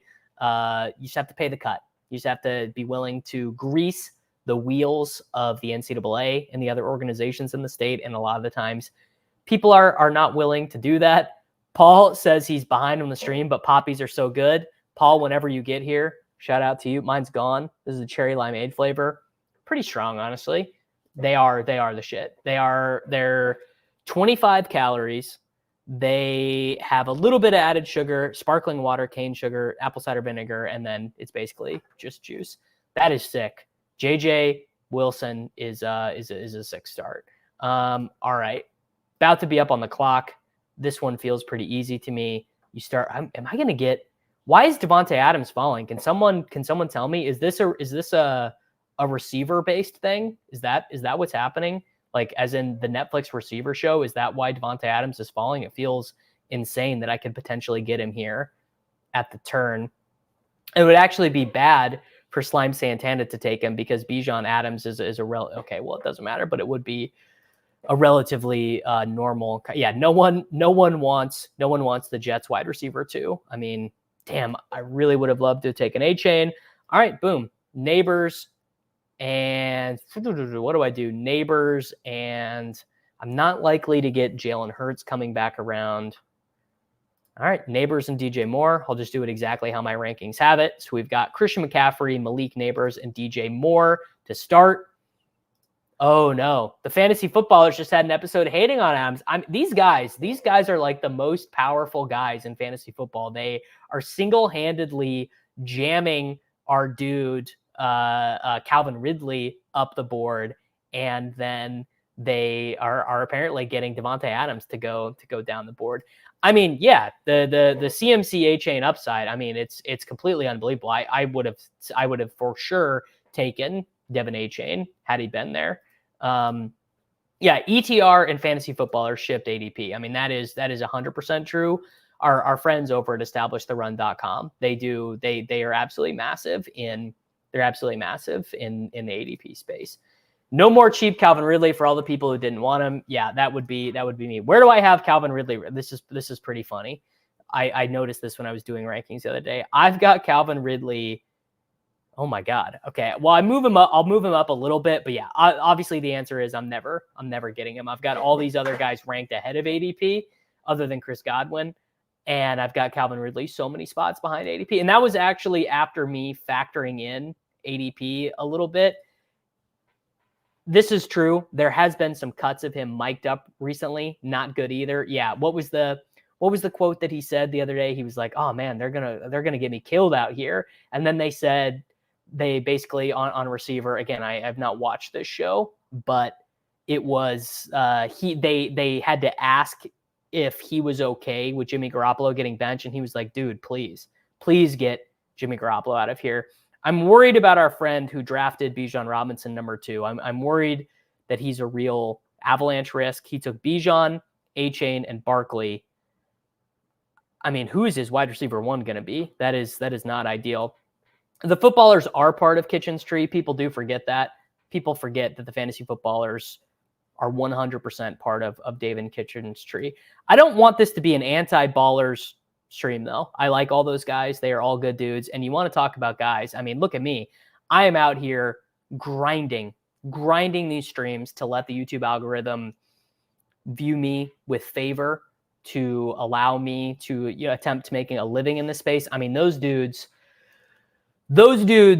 have the game solved. They are the SEO. They are the SEO kings. Yeah. Sadly, Slime Santana is about to learn Chris Godwin, wide receiver 1, because probably the best pick where he goes is going to be a quarterback or a tight end. And I don't envy. Round 4, Michael Pittman. We got Raise It 77. Pretty strong start for him here. Breece Hall, Nico Collins, Tank Dell, Michael Pittman Jr. should set him up nice to take Anthony Richardson as well. That is a big discount on Michael Pittman Jr. Ridley is a vibes-based click, and don't get me wrong. The vibes could be incredibly good. I mean, I could be laughing about how wrong I was about Calvin Ridley by like week 4. If Levis is as good as DeAndre Hopkins says that he is, remember DeAndre Hopkins was really talking up Will Levis. That could definitely be a thing. Yeah, the week 14 buys, they stink, man. The week 14 buys and the week 6 buys will absolutely kick your ass. About up on the clock again here. So Lamar is there, but Andrews already went, so I'm probably not clicking him. I've got Purdy set up. I've got Caleb set up. I'm really not wanting to click on Daniel Jones, to be honest. I'm pretty out on that. So I think we are set up here to take 1 wide receiver, maybe 2. Could take ETN. I like ETN. I just don't get an. This guy knew Mahomes was not getting past me. But little does he know that Hollywood Brown is not going to get past me anyway. So tough scene to be you, brother. We are going to take Lamar, and we are going to take Pitts. That's got to be a pretty unique combination. In fact, I know it is. And then we'll get my star method in here so I don't forget this time. Likely, Bateman, Walker, and Rasheen Ali. So why did I just do that? Why did I just take Kyle Pitts ahead of ADP with Lamar Jackson? Well, pretty simple. 1, I like Kyle Pitts, and I think that his ADP will probably continue to go in this direction, especially when Kelsey is not available here anymore. When Kelsey starts going right here or right here, you're going to see way less of that, and you're going to see a corresponding move. But really, it's about the combinations. That's a pretty unique combination. It's definitely a unique combination on this side of the board with McCaffrey and with Neighbors. I'm going to guess that is incredibly unique. But that's just not going to be a week 15, week 16, week 17 combo that happens all that often. No cap Mac. I did not see it. Please post it in the chat. Yeah, that's what I was gonna do. Had I'm your Huckleberry not taking Mahomes, I would have done Mahomes Hollywood, but sets me up now to do Lamar and Kirk as my 2. And I do like the elite tight end teams because I kind of hate taking 3 tight ends. I prefer to take 2. Kirk at 52 is good. I don't like Kirk at 41 or whatever. I like him a good bit more at 52. And this is actually a little bit of a running back heavy room. We had Kyron go ahead of ADP. We had Jonathan Taylor go ahead of ADP. We had one guy take 3 running backs. We got Pacheco at 44, a little bit more running back heavy. Ooh, Josh, buddy, say it ain't so. I mean, obviously you're right. Like Pitts has been a slow ADP creeper. Yeah. And you said, I did. I said I wasn't going to go Lamar because you don't have Andrews. And then I just lied. I lied because I've got 2 quarterbacks set up backdoor that I like. And I also just lied because sometimes I lie about what I'm about to do because I am kind of unclear about what I'm going to do until I'm on the clock. Maybe you guys are going to get less of that when we have the draft caddy and we have the sidekick going here on the stream. It's definitely possible. Stefan says, I love the KC passing game this year like you, but I can't help feel like if things don't go well for Hollywood out of the gate, they won't be as likely committed to stay with him throughout the season. You're not wrong. There's no way you're wrong about that. I feel like the most likely thing is that Rashi is probably suspended for 2 games, 3 games, 4 games, something like that, or maybe no suspension. But you know, I don't know. Let's say minus 110 to miss some time. They do the Justin Watson, Xavier Worthy, Kelsey, Hollywood thing, and they'll see what happens. They definitely will see what happens with Hollywood.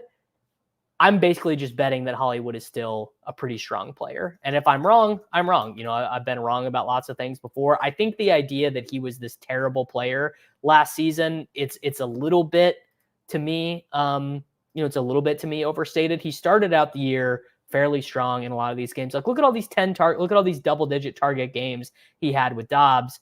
And I believe it was right here where he injured his foot. I believe it was this week 6 game against the Rams. I could be wrong about that, but the target earnings stayed pretty strong. And then basically you can see it. He just had no gas left. He just had nothing left here by the end of the season. But that is not the resume of a player who's got absolutely nothing left to give.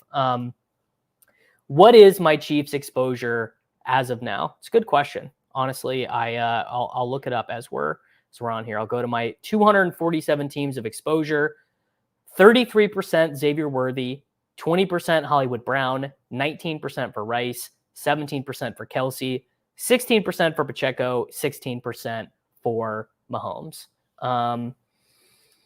It is Dvorak erasure, and I am gonna do what I think Spags does, which I think Spags changes the name of his streams when he's done, like once he knows what the context of the stream was, and it also helps with knowing what works in terms of getting people on the show. I don't think I get.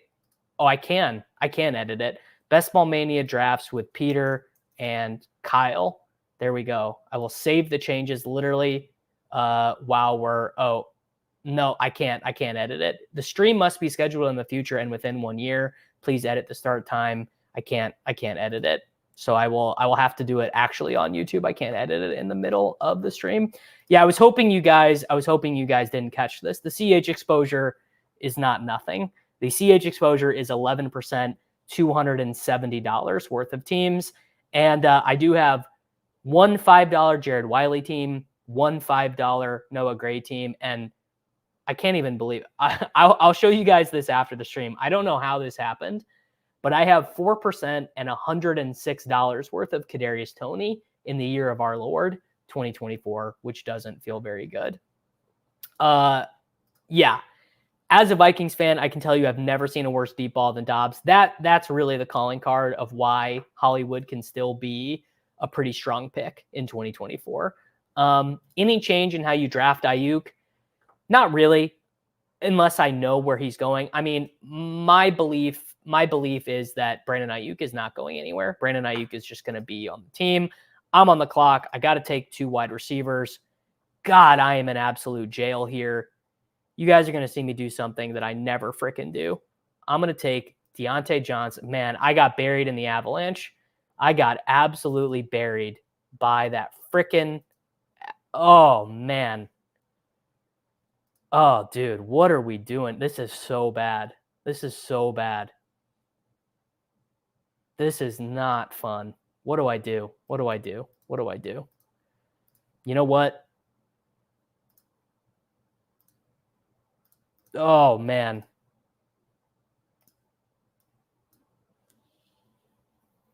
That was close. That was close. I didn't really know. I didn't really know what to do. I really didn't know what to do. That's probably who I should have taken. But I think what I'm going to do is I'm going to take Bateman and Walker, and I think I'm going to make this a 9. I think I'm going to make this a 9 wide receiver team. That was really bad. I mean, that is about as bad of a wide receiver room as you can see through all those picks through 7 rounds. This probably is not going to be the $1 million shipper. Yes. Yeah. The Pitts pick buried me in avalanche. It didn't end up working out. Sometimes it works out.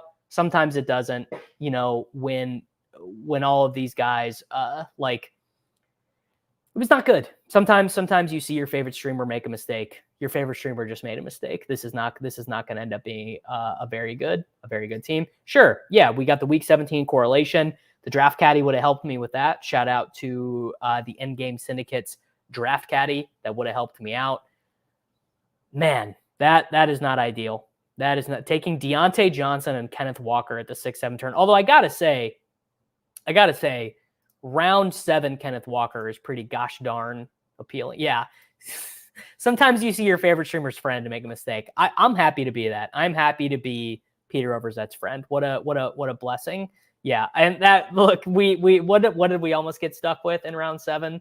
We almost got stuck with Isaiah Likely. That is do as I don't do as I do. Don't have Isaiah Likely as the top guy in your queue when you don't know what you're going to do on the 6-7 turn. You guys see how fast I clicked Deontay Johnson instead of getting a better lay of the land and seeing all that was available. That was bad. That was really not ideal. Yeah, sometimes you show people what not to do, and I would encourage you guys to not do what I just did. Although at least I didn't panic and take Jameson Williams. Of all the things that I could have done, panicking and taking Jameson Williams probably would have been the worst. Rookie mistake. Yeah, not like this is my 7th stream or whatever. Not like this is my 57th Best Ball Mania team or something like that.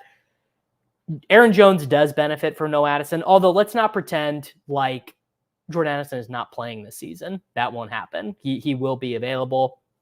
I did look at Brandon Powell's game logs to see what he did without Justin Jefferson in the lineup. And the answer is basically exactly what you think. I mean, he basically was fine. He wasn't the greatest player of all time. I think he averaged like 40 yards a game or something, and he only scored 1 touchdown. Although I believe that also coincided with some of the non Kirk Cousins games, if I remember correctly. But I can. There's 2 Brandon Powells. I'm trying to pull it up in the RotoViz filter right now. Let's see if I can find it. He averaged, there you go, 6.99 fantasy points in games that Justin Jefferson didn't play. So not great. Did score 2 touchdowns in those games. Whatever. He's completely, actually I was about to say he's perfectly cromulent, but he is less than perfectly cromulent. And I got to find a way to unbury myself from this avalanche. I suppose Shaheed and Lockett will help get out of the avalanche to some degree, although that's a lot of pressure on Rashid Shaheed. We'll see what we get here at the 8-9 turn. There are a lot of avalanche drafting, 4 wide receiver. We had a 5 wide receiver team. We got another 5 wide receiver team. Of course, you guys know what you're doing. BSP and Samwise Gamgee. In the chat, you guys know ball. Tyler Wilder is in the chat. He's got a 4 wide. What does he got? Yeah, look at that wide receiver room. I mean, how many more wide receiver points is Tyler Wilder going to be getting than me? Quite a few more. I'm on the clock. I need wide receivers. Man, you better learn single-digit Joshua Palmer, buddy. Palmer. Who's top by ADP? Is Bowers still there? Bowers is not there. I really don't need. I'm going to do this. I'm going to do something disgusting. I'm going to take Romeo Doubs ahead of ADP. Damn. I got to go. Can I go back? Can I go back in time and undo Kyle Pitts? Can I go back in time and not have that be my selection? Because it was really bad. This is disgusting. This is a bad team. Sometimes you just got to draft a bad team. The Galbrain take is that you probably weren't using Addison's score in the first few weeks, and the suspension will decrease his injury risk. I would maybe even agree with that. But the reason why I think it is a little bit more susceptible is it's not immediately clear when he will be serving his suspension. Like, what if his suspension comes in weeks 10 through 14? Because Sam Sherman pulled some examples of this. Deontay Hardy had a drunk driving related suspension that was served in the later weeks. There were multiple examples of the suspension not coming until later in the year when the basically the legal case had its ability to play itself out. And that's what you don't want. I mean, you don't want to be drafting a guy for the first 10 weeks of the season when Sam Darnold might be playing at quarterback, as opposed to having any risk of him being gone in the playoffs. I'm also gonna turn on the background music a little bit here. Let's see if I can get it going. AD Mitchell or Romeo Doubs in a vacuum. I think I've got AD Mitchell ranked higher. Yeah, so I guess I didn't have I was clicked over on the ADP tab, yeah. But I suppose I don't even have any correlation there either, so it really probably was just not I mean, I think AD Mitchell has a much higher league winning upside. Like, he's got the ability to score 10 touchdowns in a way that Dobbs doesn't. Although I should point out that Jordan Love was on one of these, I can't remember if it was Kay Adams' show or Get Up on ESPN or whatever, and they said, okay, we want you to diagram the perfect play. And he had Tyreek, and he had Kelsey, and he had Chase, and he had Jacobs as the running back. Who did he put as the X wide receiver in this fake Venn diagram? Romeo Doubs. He put Romeo Doubs as the fake wide receiver in the Venn diagram, which is sort of interesting. That he would put Wick. He did that over Watson. He did it over Wicks. He did it over Jaden Reed. So I don't know. Maybe he loves him. The Galbrain take is without Hawk and Addison. It's Robert Tonyan season. I mean, maybe it's Robert Tonyan season in like week 2 or something, but I can't imagine that Robert Tonyan matters in fantasy in the larger context of 2024. What do you think the chance is that Darnold gets the full year? His advanced stats are solid, and they added Aaron Jones and a strong defense. Hard to see him getting pulled at 500. I think I'm definitely short 35%. I mean, they just spent the 12th overall pick on McCarthy.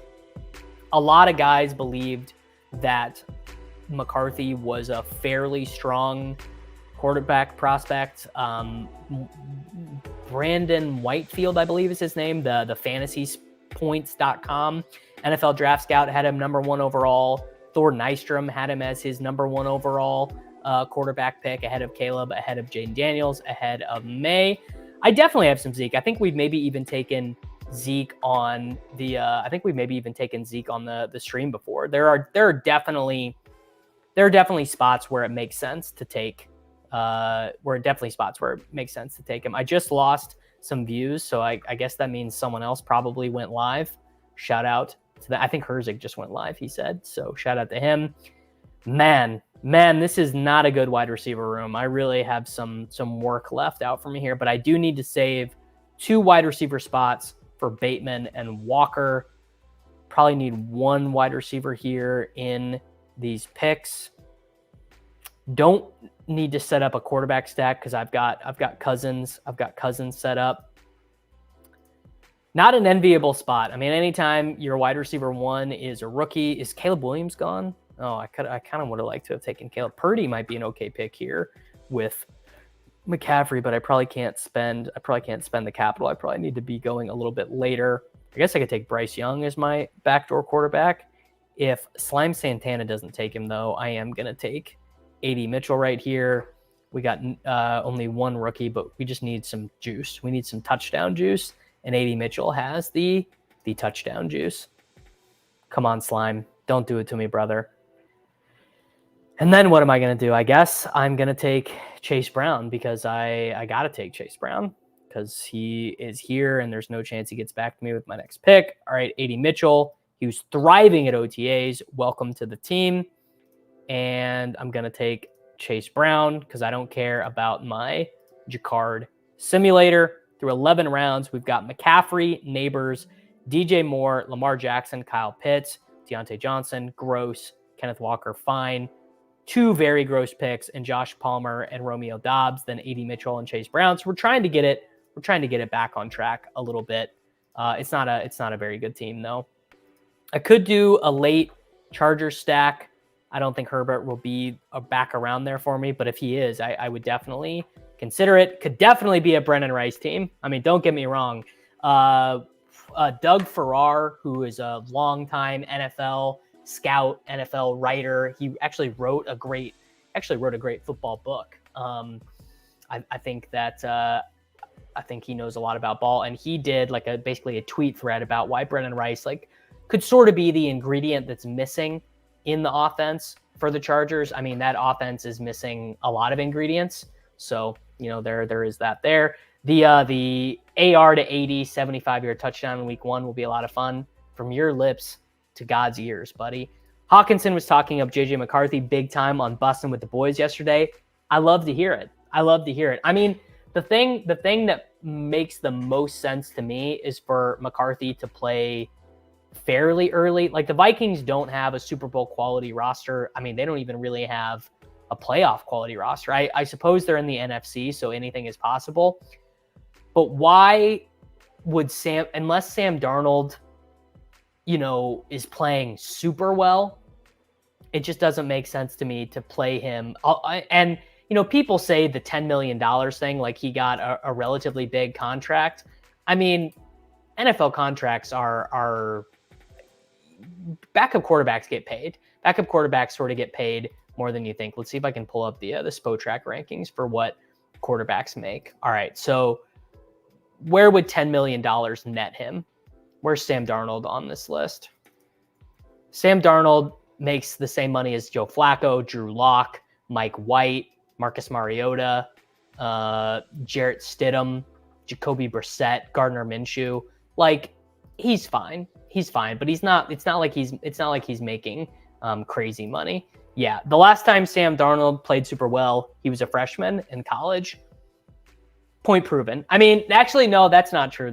Sam Darnold was the quarterback 1 through 4 weeks in fantasy football when he was a Carolina Panther. He played all right for a little while. But yes, they gotta ask Justin Jefferson. You liking McCarthy? You liking Darnold? You liking Nick Mullins? What do you think, Justin Jefferson? Because Justin Jefferson is the one who calls the shots there. Yeah, to me, the Darnold ship has sailed. I mean, if it was going to happen for Sam Darnold, I don't even believe that he is at like Ryan Fitzpatrick levels. Yeah. People said the danger thing about Geno. I mean, to me, I always kind of like Geno, so maybe I'm just wrong. Like, I just kind of always thought Geno was a pretty good player, and he was in a lot of situations where he was not set up advantageously. But I guess if I go on a long enough timeline, I kind of thought the same thing about Darnold. Like, I thought the Jets made a good pick when they picked Darnold.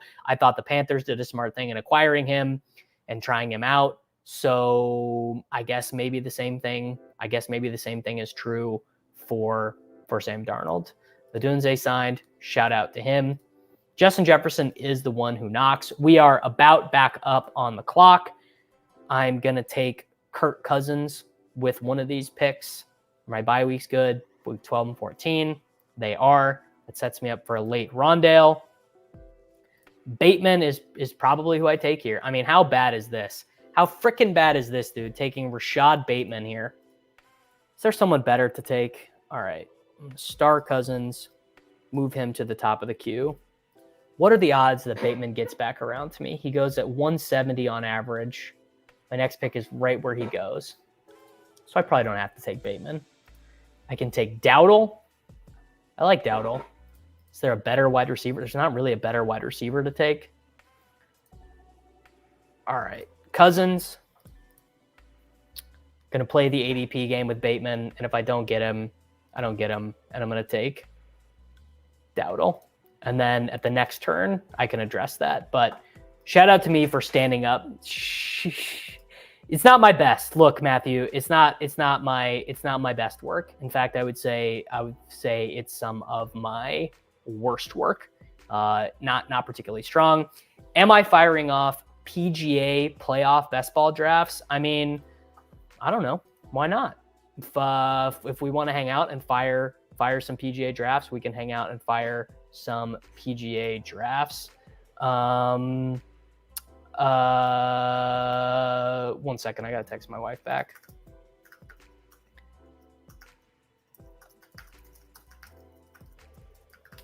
I apparently misplaced an Amazon package. Tough scene. I do need Liam here. He would tell me a path. He would be like, look, all you need is an explosion from Josh Palmer, Romeo Dobbs, AD Mitchell, Deontay Johnson. You know, it's fine.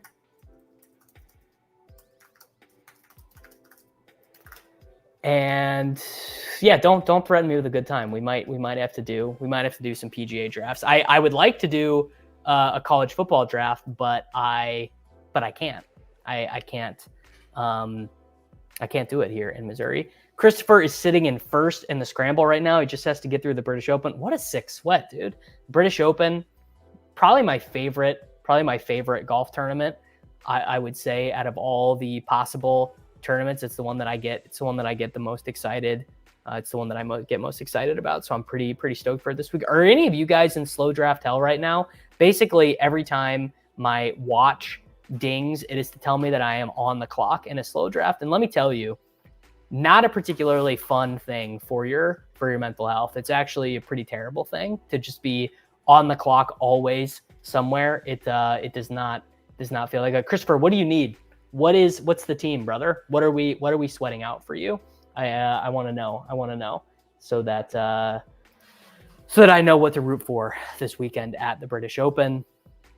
What do we have? Come on, no one. Darnell Mooney goes. I guess he would have been an option for us if we miss out on Bateman. I feel the same thing too. My slow draft teams are definitely worse. I just kind of wake up and swipe the first play. Like, they're definitely not nearly as well correlated. Like you kind of what I do is I just look at the quarterbacks I have and then see if anyone immediately in the queue is there. I think that's kind of what the draft caddy and what the sidekick are really going to help with. I'm hoping that that's going to help a little bit with solo drafts. And they just reconfigured the draft page. Like when you click on drafts and active, they reconfigured it a little bit on Underdog, where you don't have to click all the way into the draft and you can just select while you're scrolling through. So it's a little bit quicker. I'm a Huckleberry. Did 20 poodle slow drafts. Never again. I mean, yeah, people I think 20 is a bad number. The move, like, you can't be doing like 3. The move is you got to be doing like 50 of them at a time or like 40 of them at a time. And you got to mark out like every 6 hours or every 7 hours or whatever a time to go in and go knock them all out. You have to be more methodical about it. And that's not very fun. Yeah, Easy Sheet is really good as well for slow hell. It takes a second to jam your players so far into the sheet, but basically immediately you can see what you were doing. That's where you forget. I mean, self-care for Best Ball Bros is starring guys before you leave. So like, let's say if this was a slow draft, I would be able to immediately go into my app and be like, oh, you were doing a Ravens stack, so you should take your Ravens players, which is pretty helpful. Lestoic is in 104. He's done 104 BBM5 drafts, all fast. Yeah, bro, you need to settle down. You need to settle down, or you're gonna miss out on all of that August ADP value.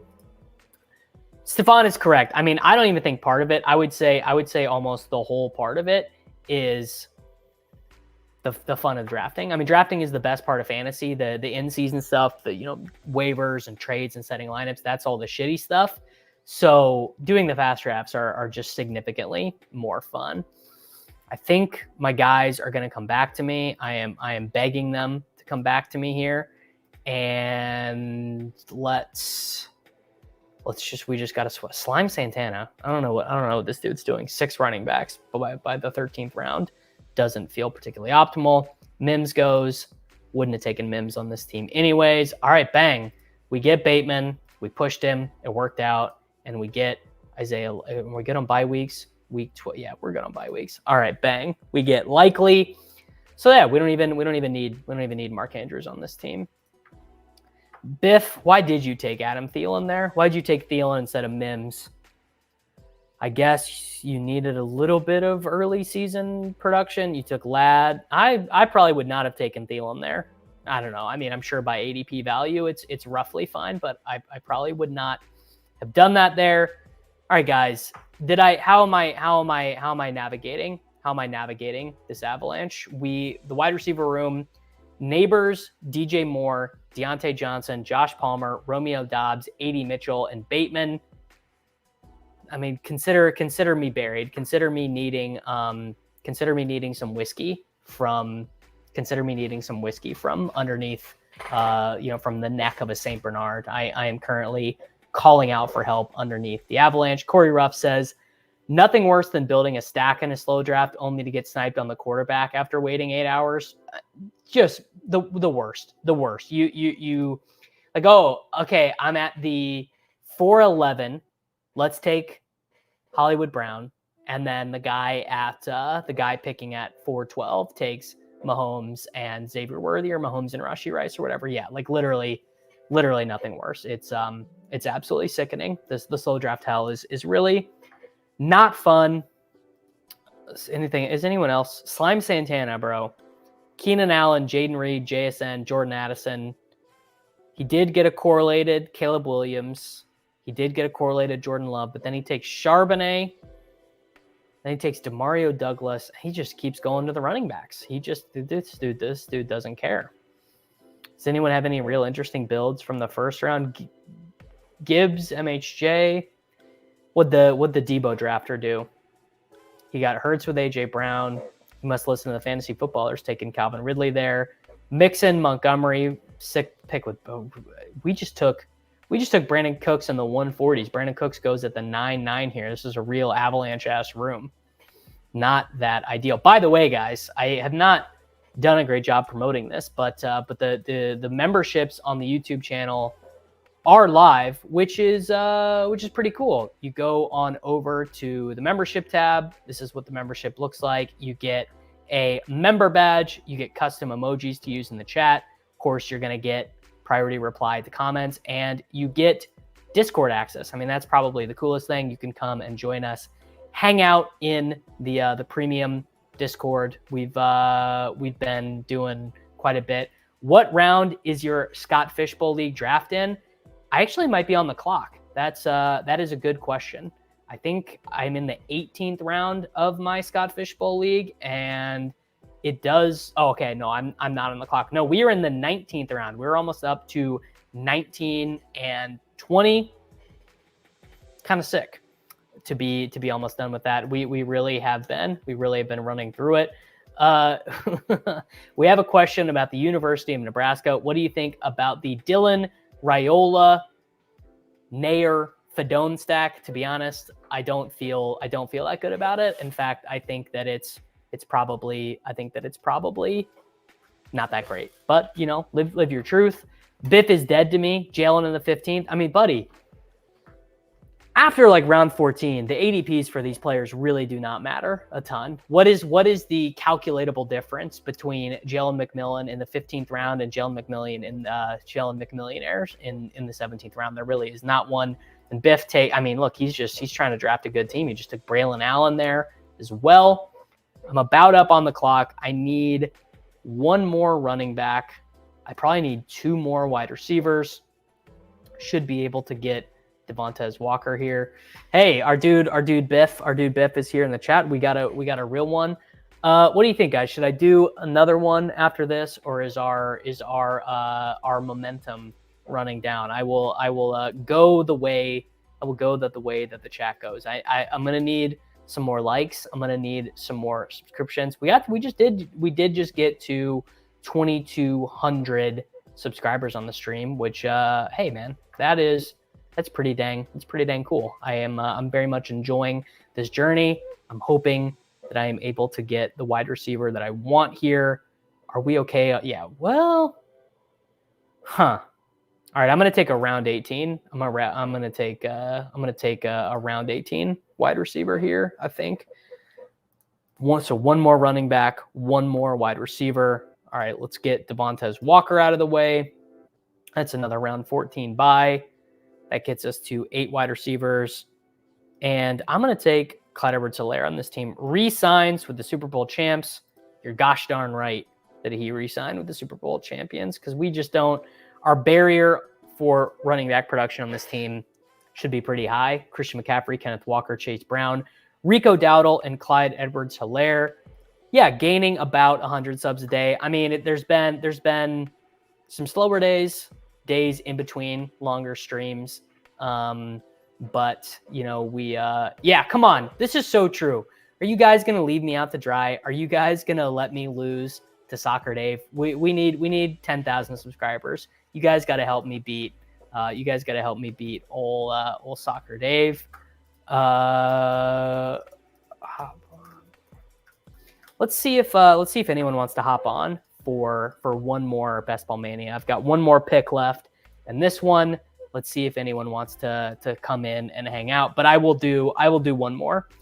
You guys have my word. We will do one more Best Ball Mania 5 draft here on the channel, because I can't let this one be the last one of the day. I can't let getting absolutely buried. You hate to see a guy get the 101 and then ruin it. When I could have just taken, the Lamar and Pitts probably were both equally mistakes there, but I probably should have just taken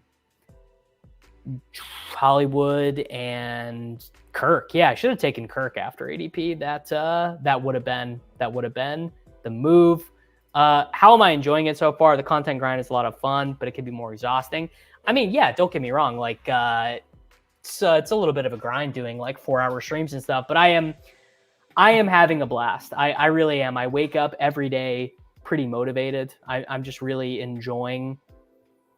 Like, I'm enjoying what I do. Like, this is fun for me to do these drafts. It's fun for me to interact with you guys. It's fun for me to always be thinking about ways to draft better fantasy football teams. You know, it's all pretty good. It's all pretty good.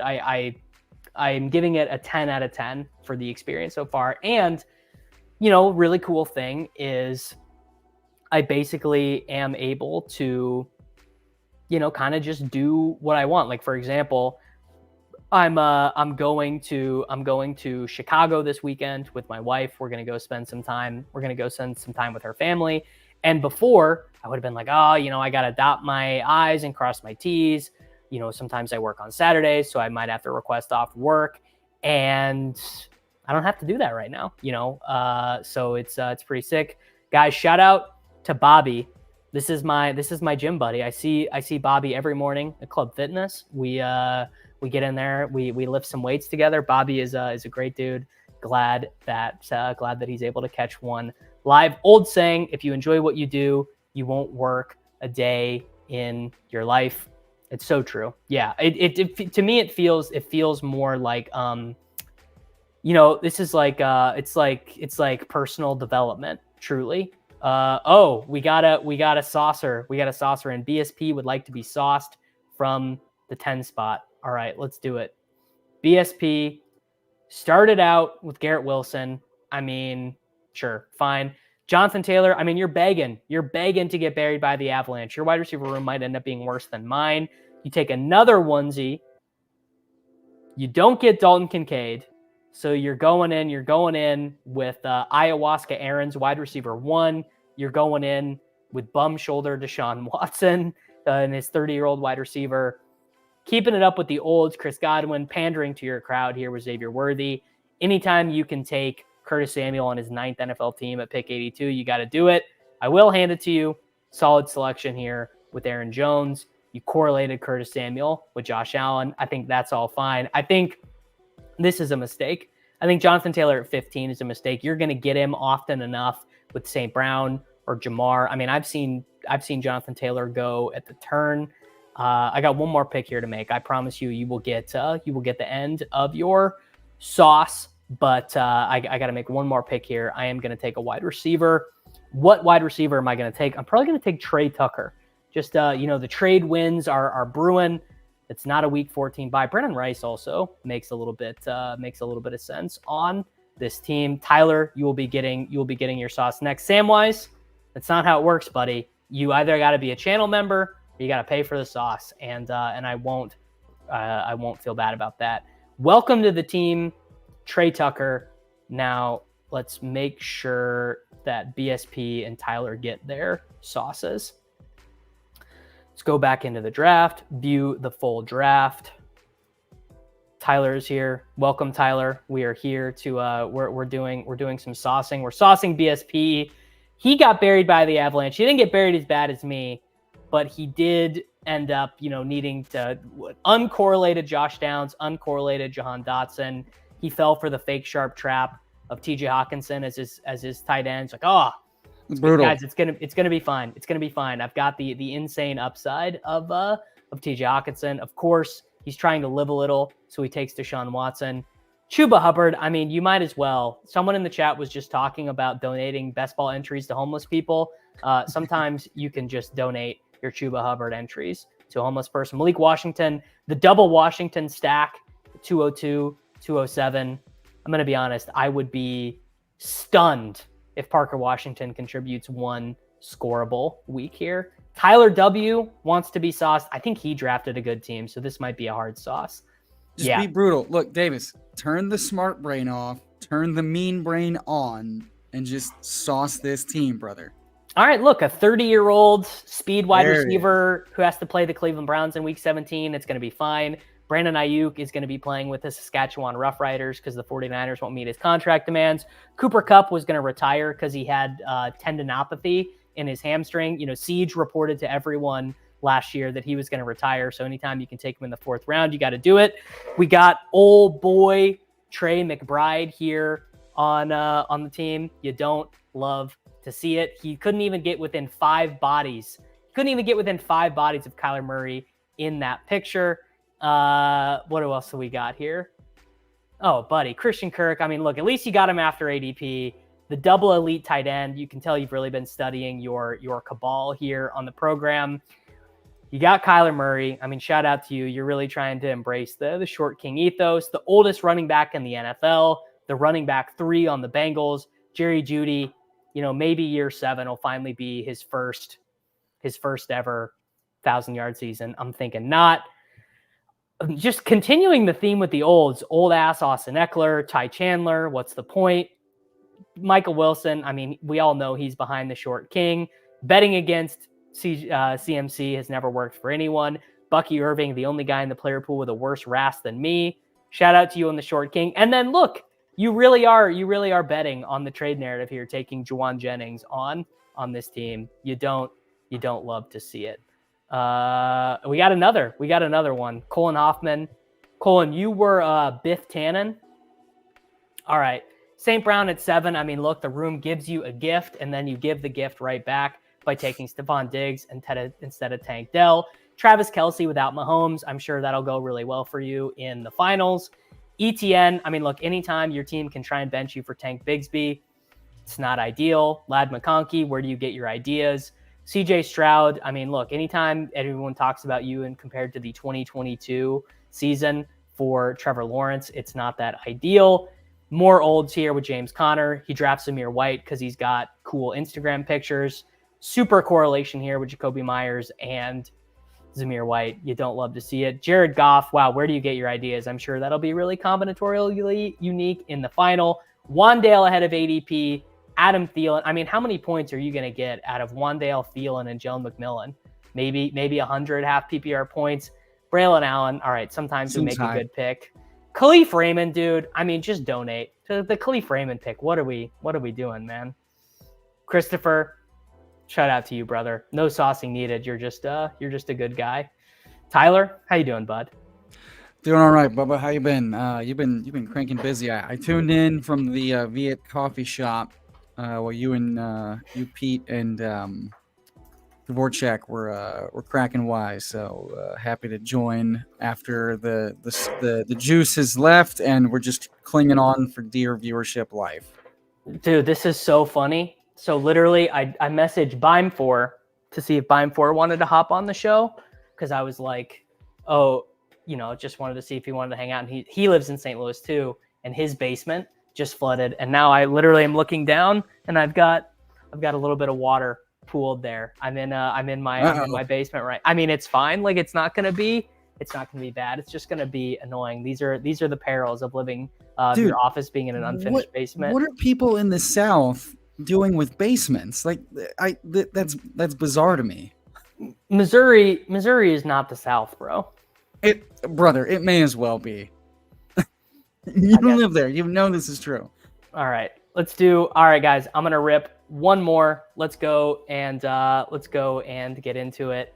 And this is gonna be Tyler. This is gonna be my last one for the day, and then I am gonna go start running water out of my basement. And if my power goes out and the stream ends, You guys will know why. It's because see, this is the thing though. I've got the GTO set up in the sense that nothing in my basement is on the ground. It's all off the ground. So we're chilling. That helps. Yeah, if you're gonna have furniture, better have a nice leather casting couch. Otherwise, yeah, just don't. You know. Dude has a basement in Florida. That feels short-sighted, brother.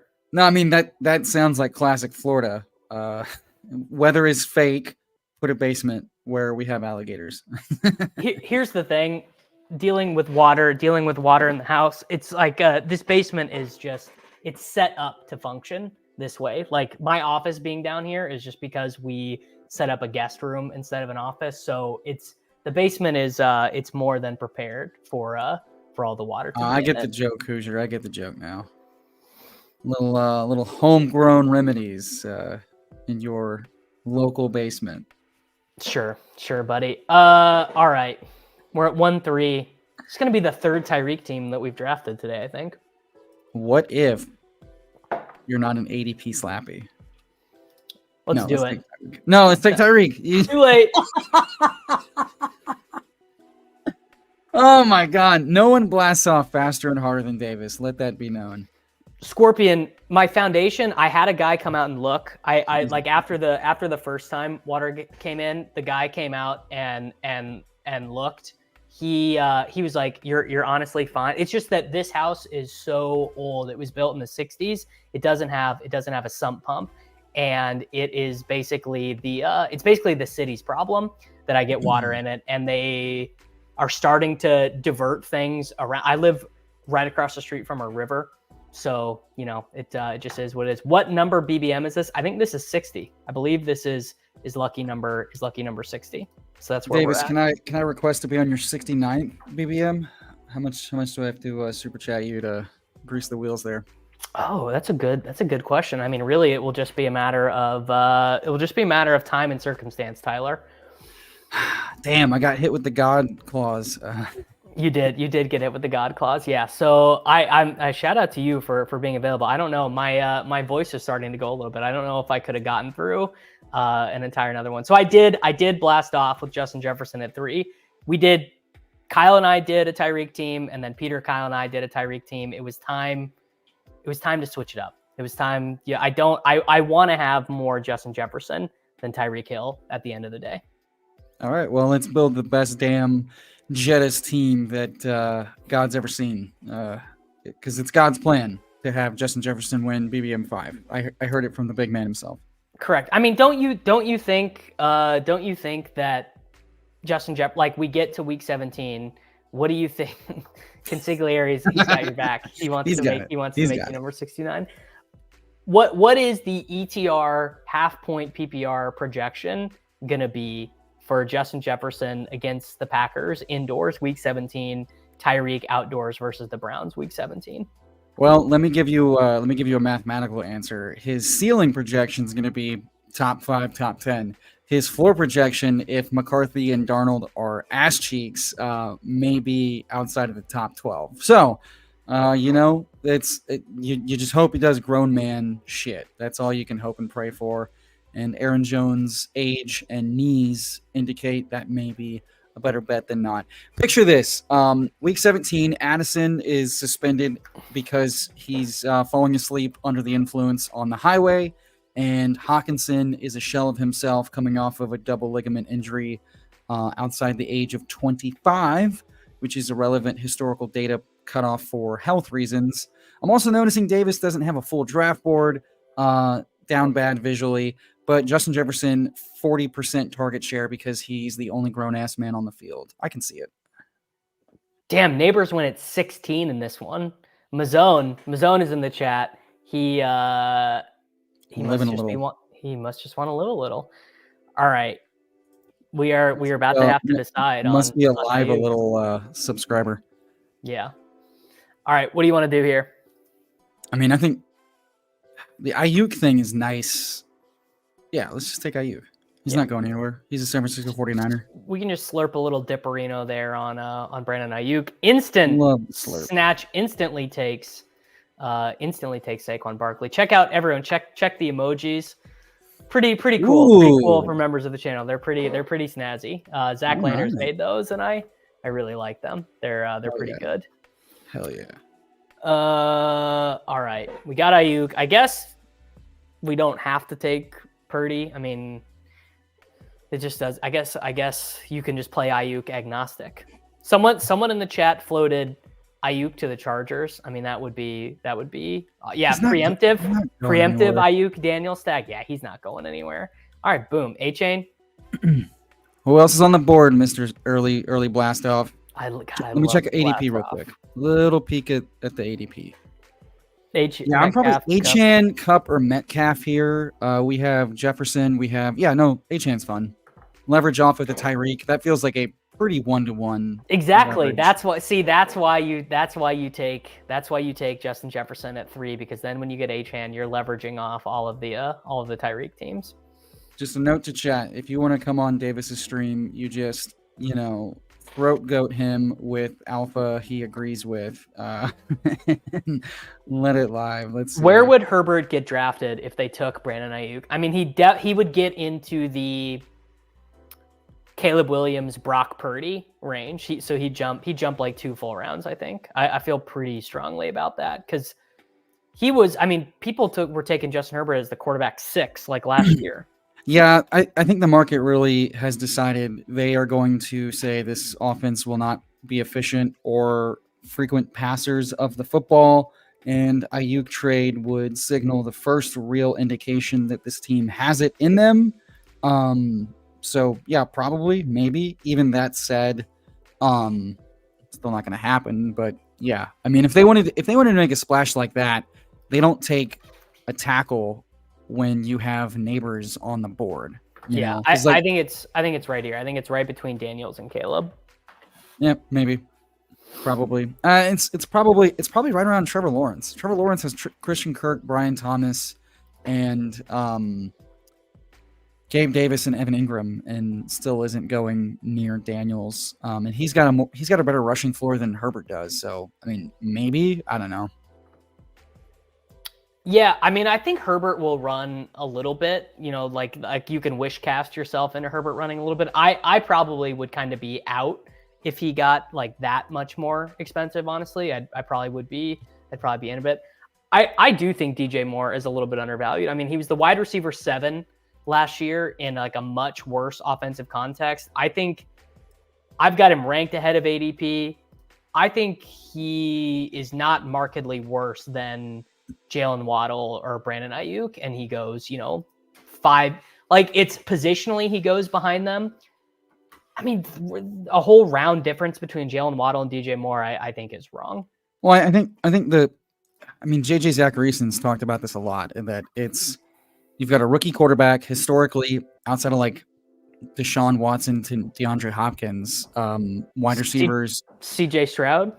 See, right. So like, there's a few outliers, both Texans, hilariously, and outside of that, wide receivers kind of dip, and you've got, in DJ Moore, you add a target hog who's still, by all accounts, very good, just old, and Keenan Allen, and then you draft a top 3 wide receiver prospect. So it's just like, unless you're saying this team is going to pass at like a top 5, top 8 rate, it's hard to say any one of those guys is a smash, because they could just cannibalize the hell out of each other. But DJ Moore is very good, but, who's to say that he clicks best with the quarterback? All right, we are about up. I think we can either try and do... Oh, Lamar already went. So I think we do... I guess we could take... McLaurin went too. No, McLaurin is there. We take McLaurin, or we try and do Mahomes and then take one of his guys coming back. We have Jefferson, we have H-Chan, we have Aiyuk. Yeah. Yeah, I'm fine with that. That sets us up bad for the buys. Let's take Pacheco. We don't pretend to care about early season buys. I'd rather have a bye week 6 overlap than a bye week 14 overlap. Okay, that's true. Bang. Mahomes. We'll do a little bit of live star method here. Beautiful. You can't forget. We almost had a star method disaster on 2 drafts ago. I'm shocked it hasn't been an actual confirmed disaster yet. No, we almost got like a round 8 Isaiah Likely or something. The second that happens, I'm super chatting. Hurricane Davis strikes again. Millions without power. All right, let's see. Little hurricane joke for all the non-Houstonians. Apologies to Fantasy Football Garage for that PTSD. Yeah, the DJ Moore ceiling games are also nuts. I mean, he of all the guys he goes around, I think he's got a bunch, not a bunch. Yeah, his ceiling games happened though because he was literally the only receiver that mattered on the field, and that's no longer the case. And I love DJ Moore. I'd be much more into like the Houston and the Bears backfield situations aren't too dissimilar. All right, Pacheco after ADP or Worthy ahead of ADP? No, let's take Worthy and try our damnedest to get the double stack. I'm fine using HN as kind of like the hero. All right, don't get buried by the avalanche. Correctamundo. Beautiful. Someone's going to get a nice little falling Pacheco, but that's fine. It's fine. It's fine to give them. It's fine to give them a little. But here's the thing: round 5 is the Kansas City round. They've got 5 players who go roughly in round 5. It's the Kansas City round. So let me ask you this question: would you? So like I feel like Mahomes Hollywood is kind of like the and I'm very fine that we ended up Worthy over Hollywood. But like you probably should have taken Hollywood and pushed Mahomes around, yeah? Or do you think the one hole just needs to snap pick Mahomes and Pacheco there? No, because no, it's better to take the wide receiver first because I guess theoretically Hollywood, Worthy, and Rice could all go in the 4 picks in between you, and then it's a disaster. So yeah, it's probably better to take in Hollywood first or Worthy first, or I mean not Rice. That would be really bad. But yeah, because that's how you end up. I just was checking my exposures. That's how you end up with I saw that I had 4% Kadarius Toney. That's how you end up in that scenario. And trust me, you do not want to be in that scenario. That is a bad scenario to be in. Yeah, it sounds like a bad time. Yeah. All right. So we've got through 5 picks: Jefferson, Aiyuk, A-Chain, Mahomes, and Worthy. A-Chain is kind of our hero running back, which I think is fine. All right, chat, be kind. We gave Chris Mazzone Andrews all the way back to his early Lamar. Oh my God, dude! Why don't you just why don't you pay it forward, bud? Okay, but Mazzone was saying, he just said earlier in the chat he gets bored from drafting at this 9 spot so often. He's going to be regretting this now. He's going to be regretting getting fancy now because he just got a huge gift with Andrews at 57. So he's going to be hating himself right now. Yeah, I mean, I feel like you could say that if the second round wasn't so damn flat and taking a rookie star receivers not too bad. I'm finding it a little bit harder to click Rashi now, knowing that I just choose not to care. If he smashes like his Bulls believe he smashes, it's not gonna matter, much like Breece Hall 3rd, 4th, or 5th round did not matter. If he's the guy, you're taking a different combo of team. It doesn't matter. It's kind of my thought process. If he's not the guy, then yeah, you're more concerned about price. I didn't consigliere, bro. I didn't even take NPC Pacheco there. Although that's a very funny name. I mean, that's great. That's fantastic. That's really good. Yeah. So here's the other one. The NPC Pacheco is fantastic, and the one I coined early in the summer was JK Dustbins. So JK Dustbins is pretty good. This is good. Gonna add to the repertoire.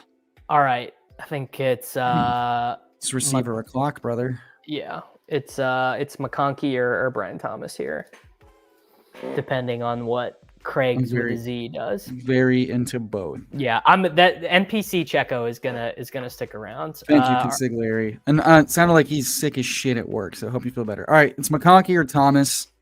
All right, Galaxy Brain. We took Aiyuk. If we think there's a chance that the Chargers trade no. You just take grown ass men. You take grown ass men. Well, I would say Lad is not a grown ass man. I reject. I was gonna say we take Brian Thomas because people like Lad fall more often, and then you snap pick them. We got to work on your patience with the clock, brother. I mean, it's fine. There's There's no difference. I'm kind of accustomed. I've been doing the fast puppies with the 20-second clock, so I am kind of accustomed to having the idea of what I want to do and then immediately clicking it. I can tell you want that dopamine rush. Yeah, I do. All right, I think this is Walker or JSN. How far past ADP is Walker? Barely.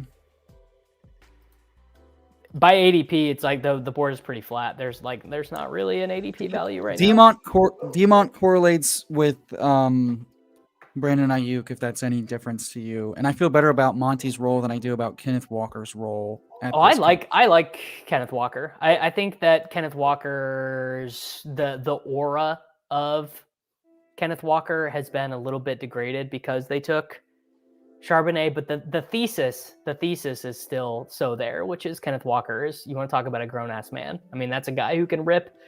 He hits home runs. He is a home run hitter. That's what he does. Yeah, I'm just saying, like, it is a new head coach, a new OC, and like the reason why Charbonnet is a great pick right now is because he's being priced as if he's a 20% standalone role and contingent role guy, and we have heard no sort of word on how they're like.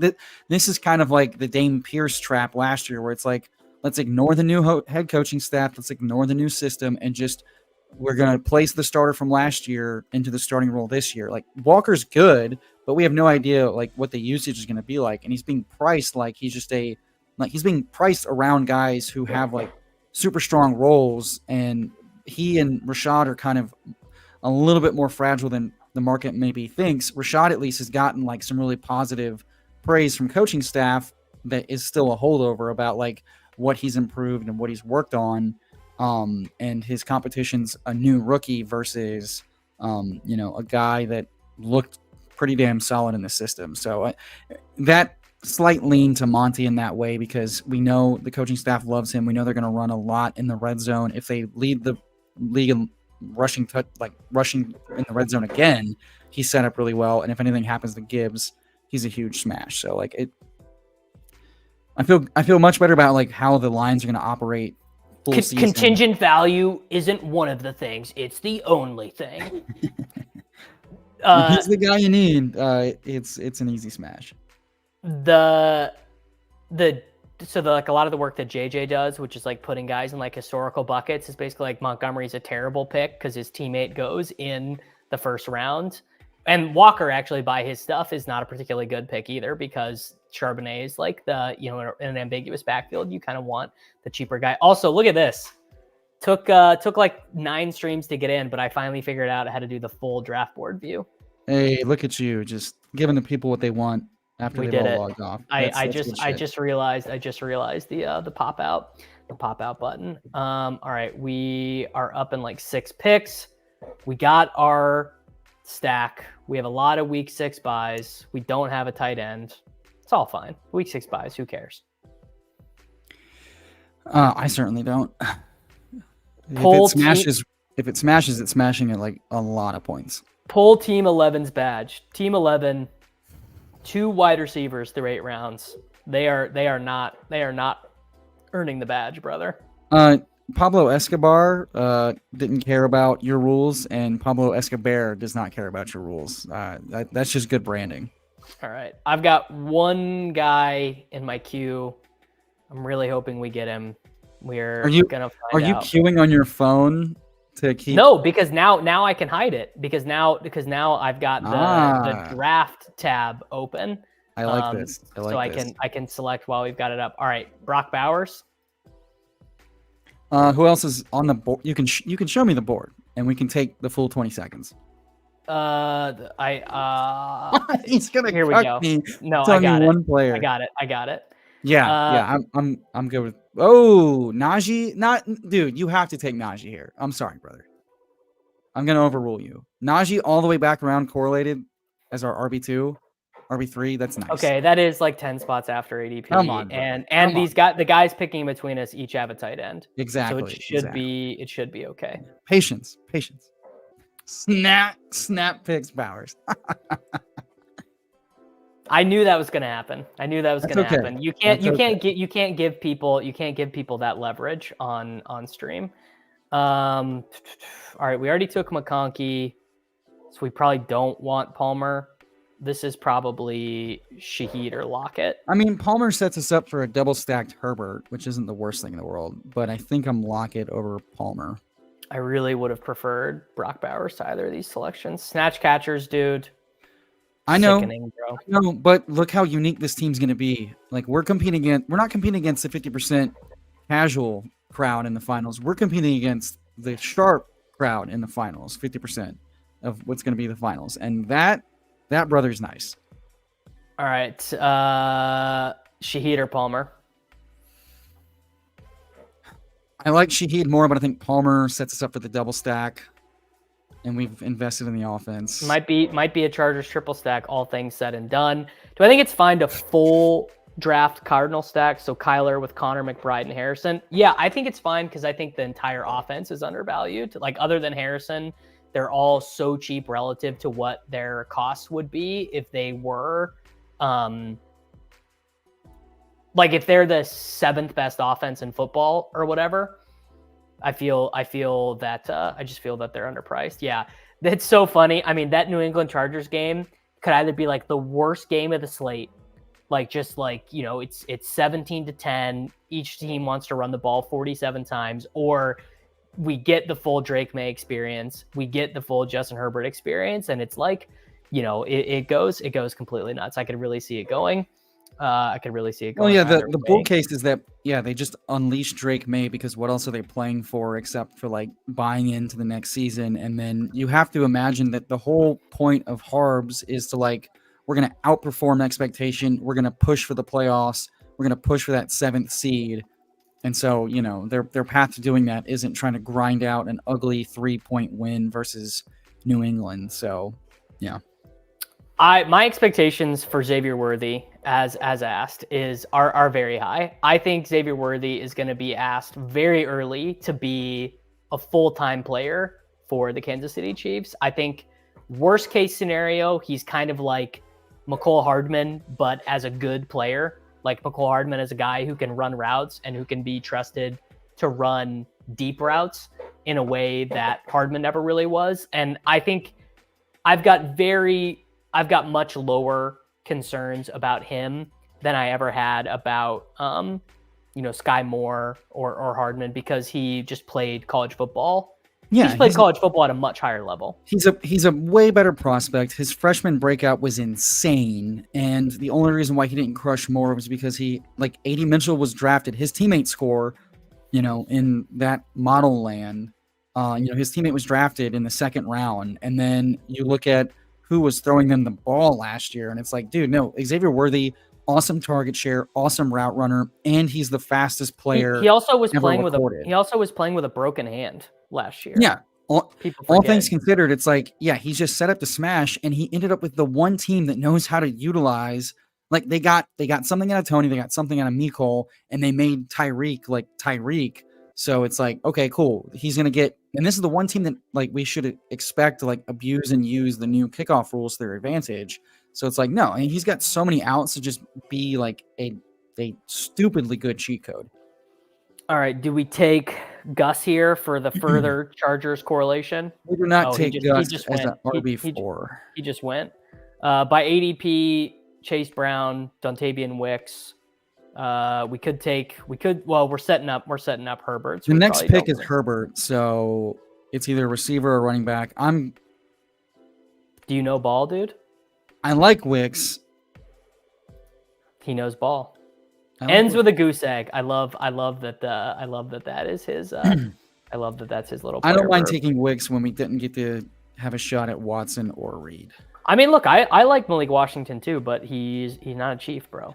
Well, your odds list stoic should reflect that Tyreek and Waddle, when healthy, are going to absorb 60 to 70% of the offense. So you tell me how much is left on the bone. Whereas, do you want to take Herbert here? Or do you want to try and push it since we have both of his? Well, I think we should take him because we have him double stacked, and I don't want to get sniped on some BS. But if this room is minding their, no, you know what? No, we just looked at a team that had no receivers through a few rounds. Let's just. You're slipping. I'm tempted.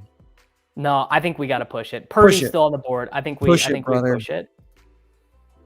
think Let's take Pat Freiermuth as a stack and bring back. We don't need a fourth running back right here. All right, there we go. I like that. JJ was just talking about how we like. Yeah, we got it. Yeah, even if we don't end up getting Herbert, trying to push him was definitely the right thing.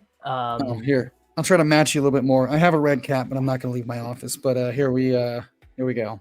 We're the same person. We want Chiefs and Pittsburgh Steelers, bro. They're the guys you need. The college football contest that they launched this morning is already 10% full, which is exactly what I wanted to see. I wanted them I wanted them to see that there was a great thirst for it, because I want them to do 50K to first. Yeah, gotta love that. Yeah. Look, I didn't quit being lazy. I quit from being employed by my old job because they decided they didn't want to employ me anymore. And the idea was you gotta make your own luck in this world, which I am trying to do. But I am glad I did it. It's been a good experience to do it. Freiermuth, what JJ was just talking to us yesterday about Freiermuth, and I decided that I need to start being in. Tyler, what is your opinion on Jalen Polk? I love Jalen Polk. Super solid prospect, super solid draft capital. That wide receiver room is a joke outside of the rookies. I'm not into a 29-year-old coming off of an ACL injury, whose RAS is awful outside of just agility. So all things considered, that's pretty crap. And Polk looks solid. He looks like one of the few, like, again, he and Baker are going to be like pushing to be the boundary guys. That's the most valuable role in an offense. I think Jacoby is an awesome floor at quarterback. And Drake May obviously is like unlocking like the deep YOLO stuff.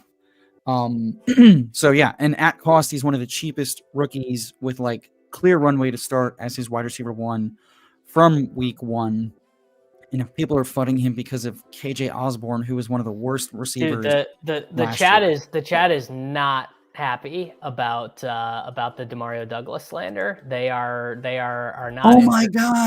Oh my god, a slot receiver on the Patriots. Guess what? If they like Kendrick Bourne a lot, that just means that like Pop Douglas has to make sure that Kendrick Bourne does not return to playing time, because both of those guys have the same role.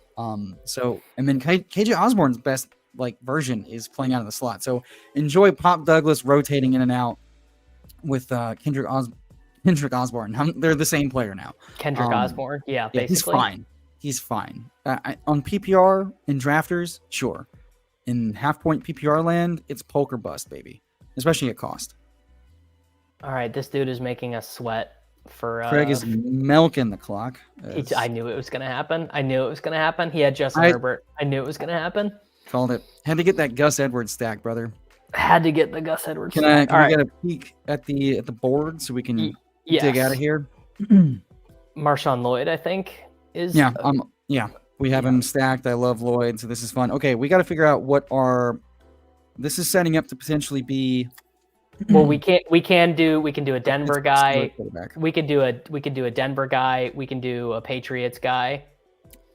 Well, we have a Denver guy, but we'd have to backstack him, or but that's what I'm saying. It's easy to do. I'm saying. I mean, easy in this room. Do I have any advice for people just getting into it? I'm maybe just going to do a couple teams in each contest. I mean, honestly, I think if you just watch a couple streams here, you watch Peter a little bit, check out the Legendary Upside channel, like you're going to have a pretty good idea of what to do. You are going to be ahead of the game if you listen to like 5 hours of people doing these shows. You're going to have an idea of like kind of what optimal structure is, kind of how to correlate your players, what players seem to be like good bets, what players seem to not be as strong of bets. But Yeah, I mean, you can just hang out. All right, we are on the clock. I think, What's tight end look like, real quick? Komet, Musgrave. We could do Musgrave. Musgrave, yeah. Just get the Green Bay bet. We're taking 2 young breakout shots on a We've got Mahomes Musgrave, team without Kelsey, Wicks, so and it Lloyd. feels like the move. Yeah. Okay. All right. It's pretty strong. My 2 cents to the whole like I'm only drafting a few teams thing. I would say draft players you are invested in and want to root for, because if you're only going to watch a few teams, you don't want to be sweating teams with like shitty players. You know, like it. Figure out who your stands are. Figure out who you like. Draft players you like, but just like Davis mentioned, structure. Like just have sound structure and then try to get your guys. If you're gonna treat it like best ball home league, you might as well have players you actually want to watch play. Yeah. I think that's good. I think that's good advice. Like it is supposed to be fun. So have some fun with it. That is good advice. And yeah, I think we decided Pearsall would jump into that. He'd be like ahead of Sutton and Lockett. He'd be where like Keon Coleman is. I think like wide receiver 40 to wide receiver 48 range. I think. I cannot like. It's not out of the realm of possibility that Jacob Cowing is more of a thing this year than Ricky Pearsall, just because of how Shanny and the system works. I think people keep forgetting, like logically, Ricky is a target. You have to think illogically with Shanny, and it's just whoever fits the system works well and doesn't hit on his daughters gets playing time. Like this is the same guy that doghoused Brandon Aiyuk. So, ideally, sure. But yeah, both guys should rise in that instance. But yeah, Ricky probably goes in this environment, like above the dusty Seattle Chargers guys. But probably doesn't like overtake the receiver. He probably ends up going like, right around Coleman. All right. I think on this team, I think we want to do, Patriots backstack since we have the two Chargers. We don't have any Bengals. I think that's what we want to do. Yep. That's fine. And we just roll the dice that May gets on the field by week 6. Well, I mean, he probably won't. Well, they play the Dolphins in week 5, I think. And that is that's the week that I was thinking made the most sense for if them. there's one team that the Patriots can up in just out of stupidity, it's probably the Dolphins though, right? Yeah. I can't believe this. I can't believe Craig Z took Herbert with Justin. The only Charger he had was Gus, right? Yeah. I mean, look, I've been there in a draft before. As his third quarterback on a Hurts team. No, that is egregious. Okay, that's really bad. Yeah. Fuck you, Craig. Yeah, Craig, we don't love to see it. C40, it better not be your idea because it's going to be. Are you in this one? I hope not, because that's the idea that I want to do. I want to do the Patriots backstack. Look, what's one more Patriots backstack to the portfolio? It's fine. I mean, at that point, the Denver backstack sounding better and better every day. Yeah, it is. And the Denver backstack comes with a little bit of extra added security because that Nix is going to be starting in week 1. That's it's pretty strong. You like your quarterbacks to be getting starts. Sneaky rushing upside with old Bo as well. Yeah, my AirPods don't like to make it through an entire stream. The left one dies before the right one. Which do you not like computer speakers to? No, I can't be locked in. I can't be locked in if I don't have my headphones have to be on for me to be locked in. Yeah, he's got to get the noise canceling. He needs to hear every crisp sound of my voice made for silent movies. Correct. Yes, 100%. I gotta be focused. I gotta be hearing some light, gentle background tones. Okay. It would be so funny if you had whale noises going on while also getting guest audio pumped in. That'd be a good bit. Yeah. All right. I think 151. That's incredible. I think we should take. There's a player in the queue that. Here, give me a few extra seconds to look at the board since Craig is going to milk it down to 0. I've got our star method Jesus. for the back. Well, I guarantee Henry goes. After that, my crypto portfolio, like 99.6% Bitcoin, and I've got a little bit of Solana that I'm using on MarginFi to farm. I think we should snap take Henry because this is a 3 tight end team anyway. Yeah, no, absolutely. Set up a little. Well, it doesn't have to be a 3, but yeah, getting revenge game for Hunter Henry. But yeah, revenge lasts for years. Yeah, Tyler, it's all Bitcoin and a very small amount of Solana that I'm using to farm points on MarginFi. That's what we're doing. That's what we're doing these days. All right, next, I think we go running back next to save our quarterback and a wide receiver spot.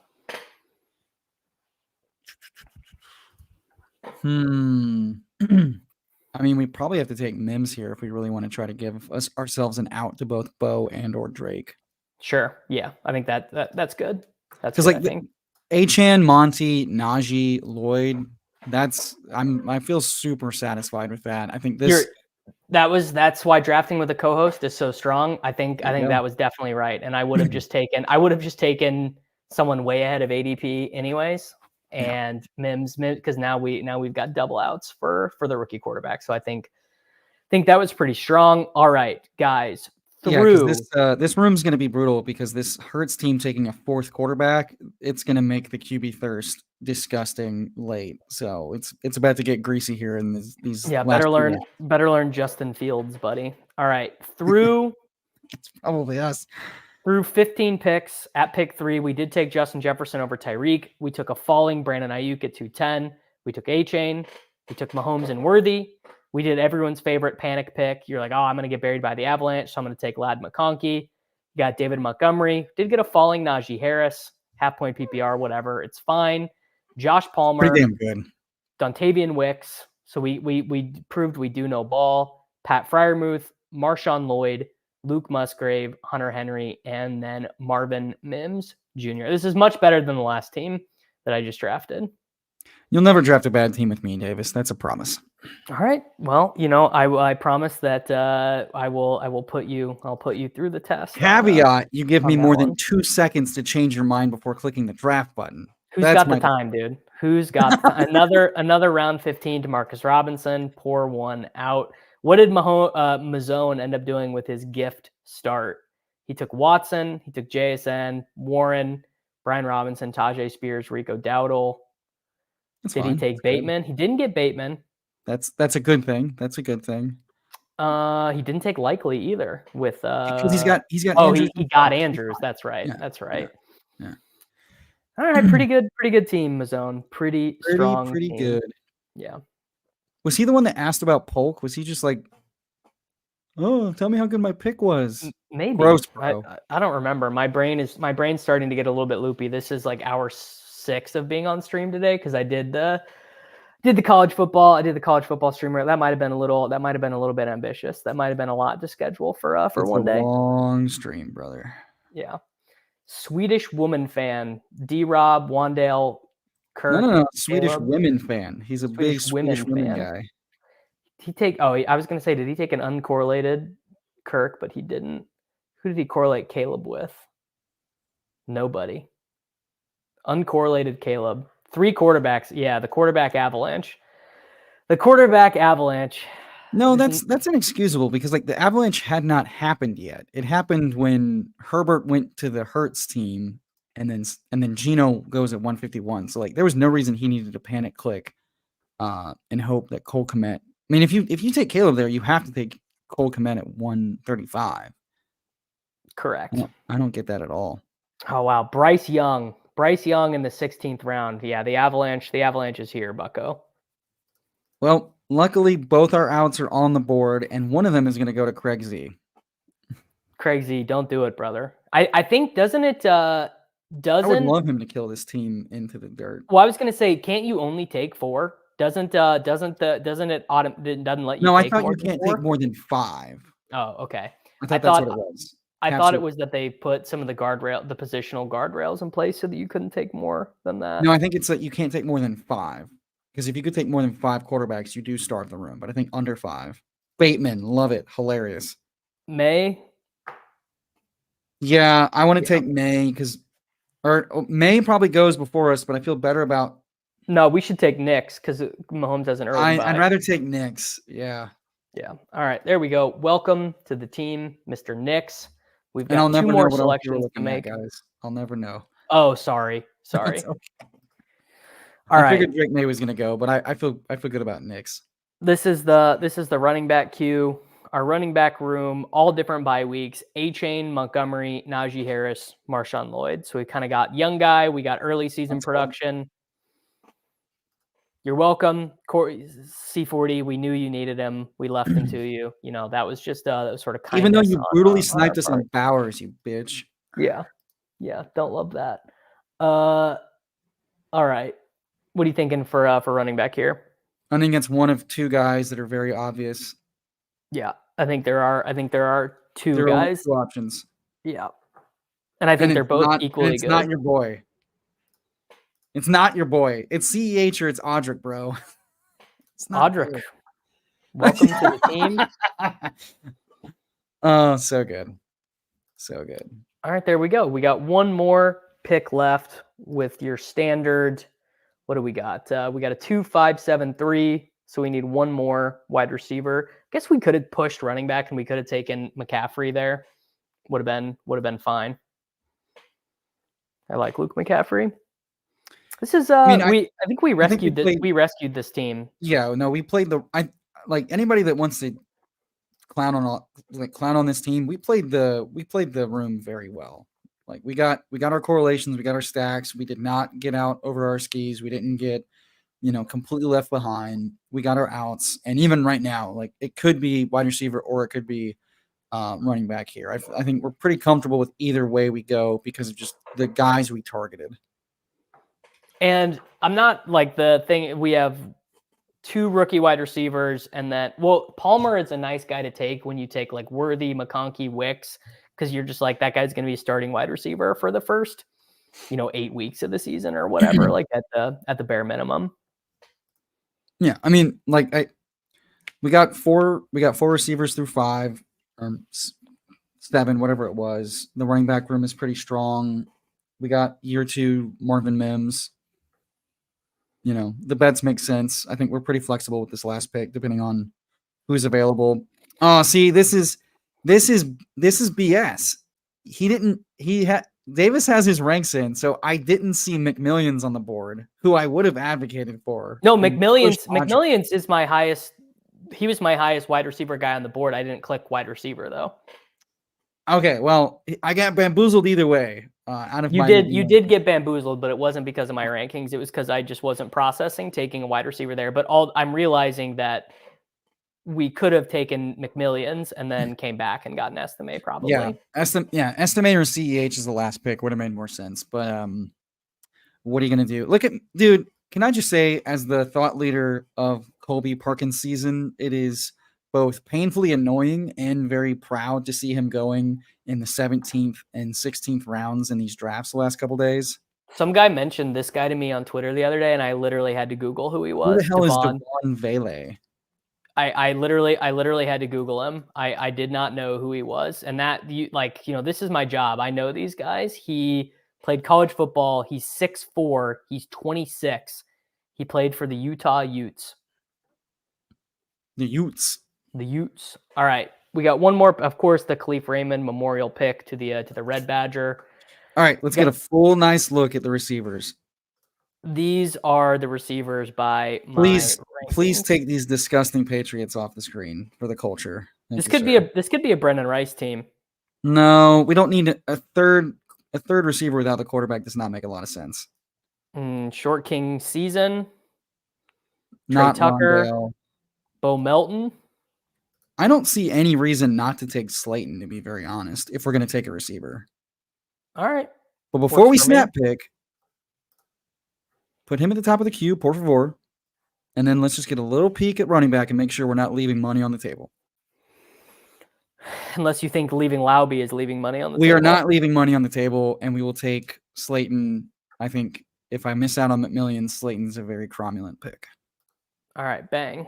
Slayton, Bo Nix, Patrick Mahomes, Devin Achane, David Montgomery, Najee Harris, Marshawn Lloyd, Audric Estime, Jefferson, Aiyuk, Worthy, McConkey, Palmer, Wicks, Mims, Slayton, Freiermuth, Musgrave, Hunter Henry, and Musgrave. Yeah. Bam. Pretty good. I think we navigated that. I mean, obviously, Justin Herbert here, that was a little tilting. But you know what? When you push it, we recovered. Yeah, we pushed it. Tyler, do you have over 10% of Colby Parkinson? I'm checking.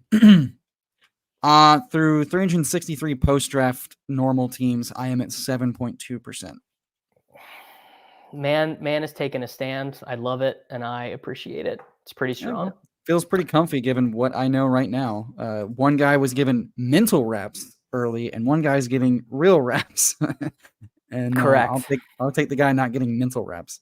Yeah, I think that might have been the best one that we did all day. And guys, that is going to be it for me here on the stream. I am going to go start fixing my basement because I've got water in it right now, and I love Audric Estime. There are a lot of points available in that backfield. Tyler, tell people about the Fantasy Football Sanctuary, and then let's get out of here. Yep, Fantasy Sanctuary with Tom Strachan and Rich Cooling doing Dynasty, Redraft, Best Ball on DK, Best Ball on Underdog.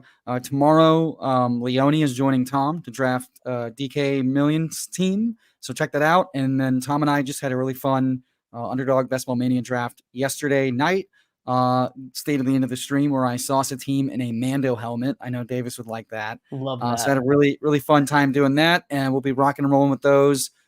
I think Daigle's joining us for happy hour this Friday, if I'm remembering correctly. And we got a lot more fun guests coming up for Monday, Wednesday, and Friday streams. Might rip another Best Ball brunch Sunday stream like I did with the Fast Puppy Sunday. So join us over there. Check us out. It's a good time. You don't want to miss out on all the shenanigans. All right, Tyler, thanks for joining us. Pete and Kyle, obviously earlier. Thank you so much, everyone. If you have not yet check out YouTube memberships, come in and join and hang us out with the Discord or the Patreon for a little bit more fantasy football related content. And I will see you guys back Tuesday morning, 9 a.m. Central Time. Later, fellas.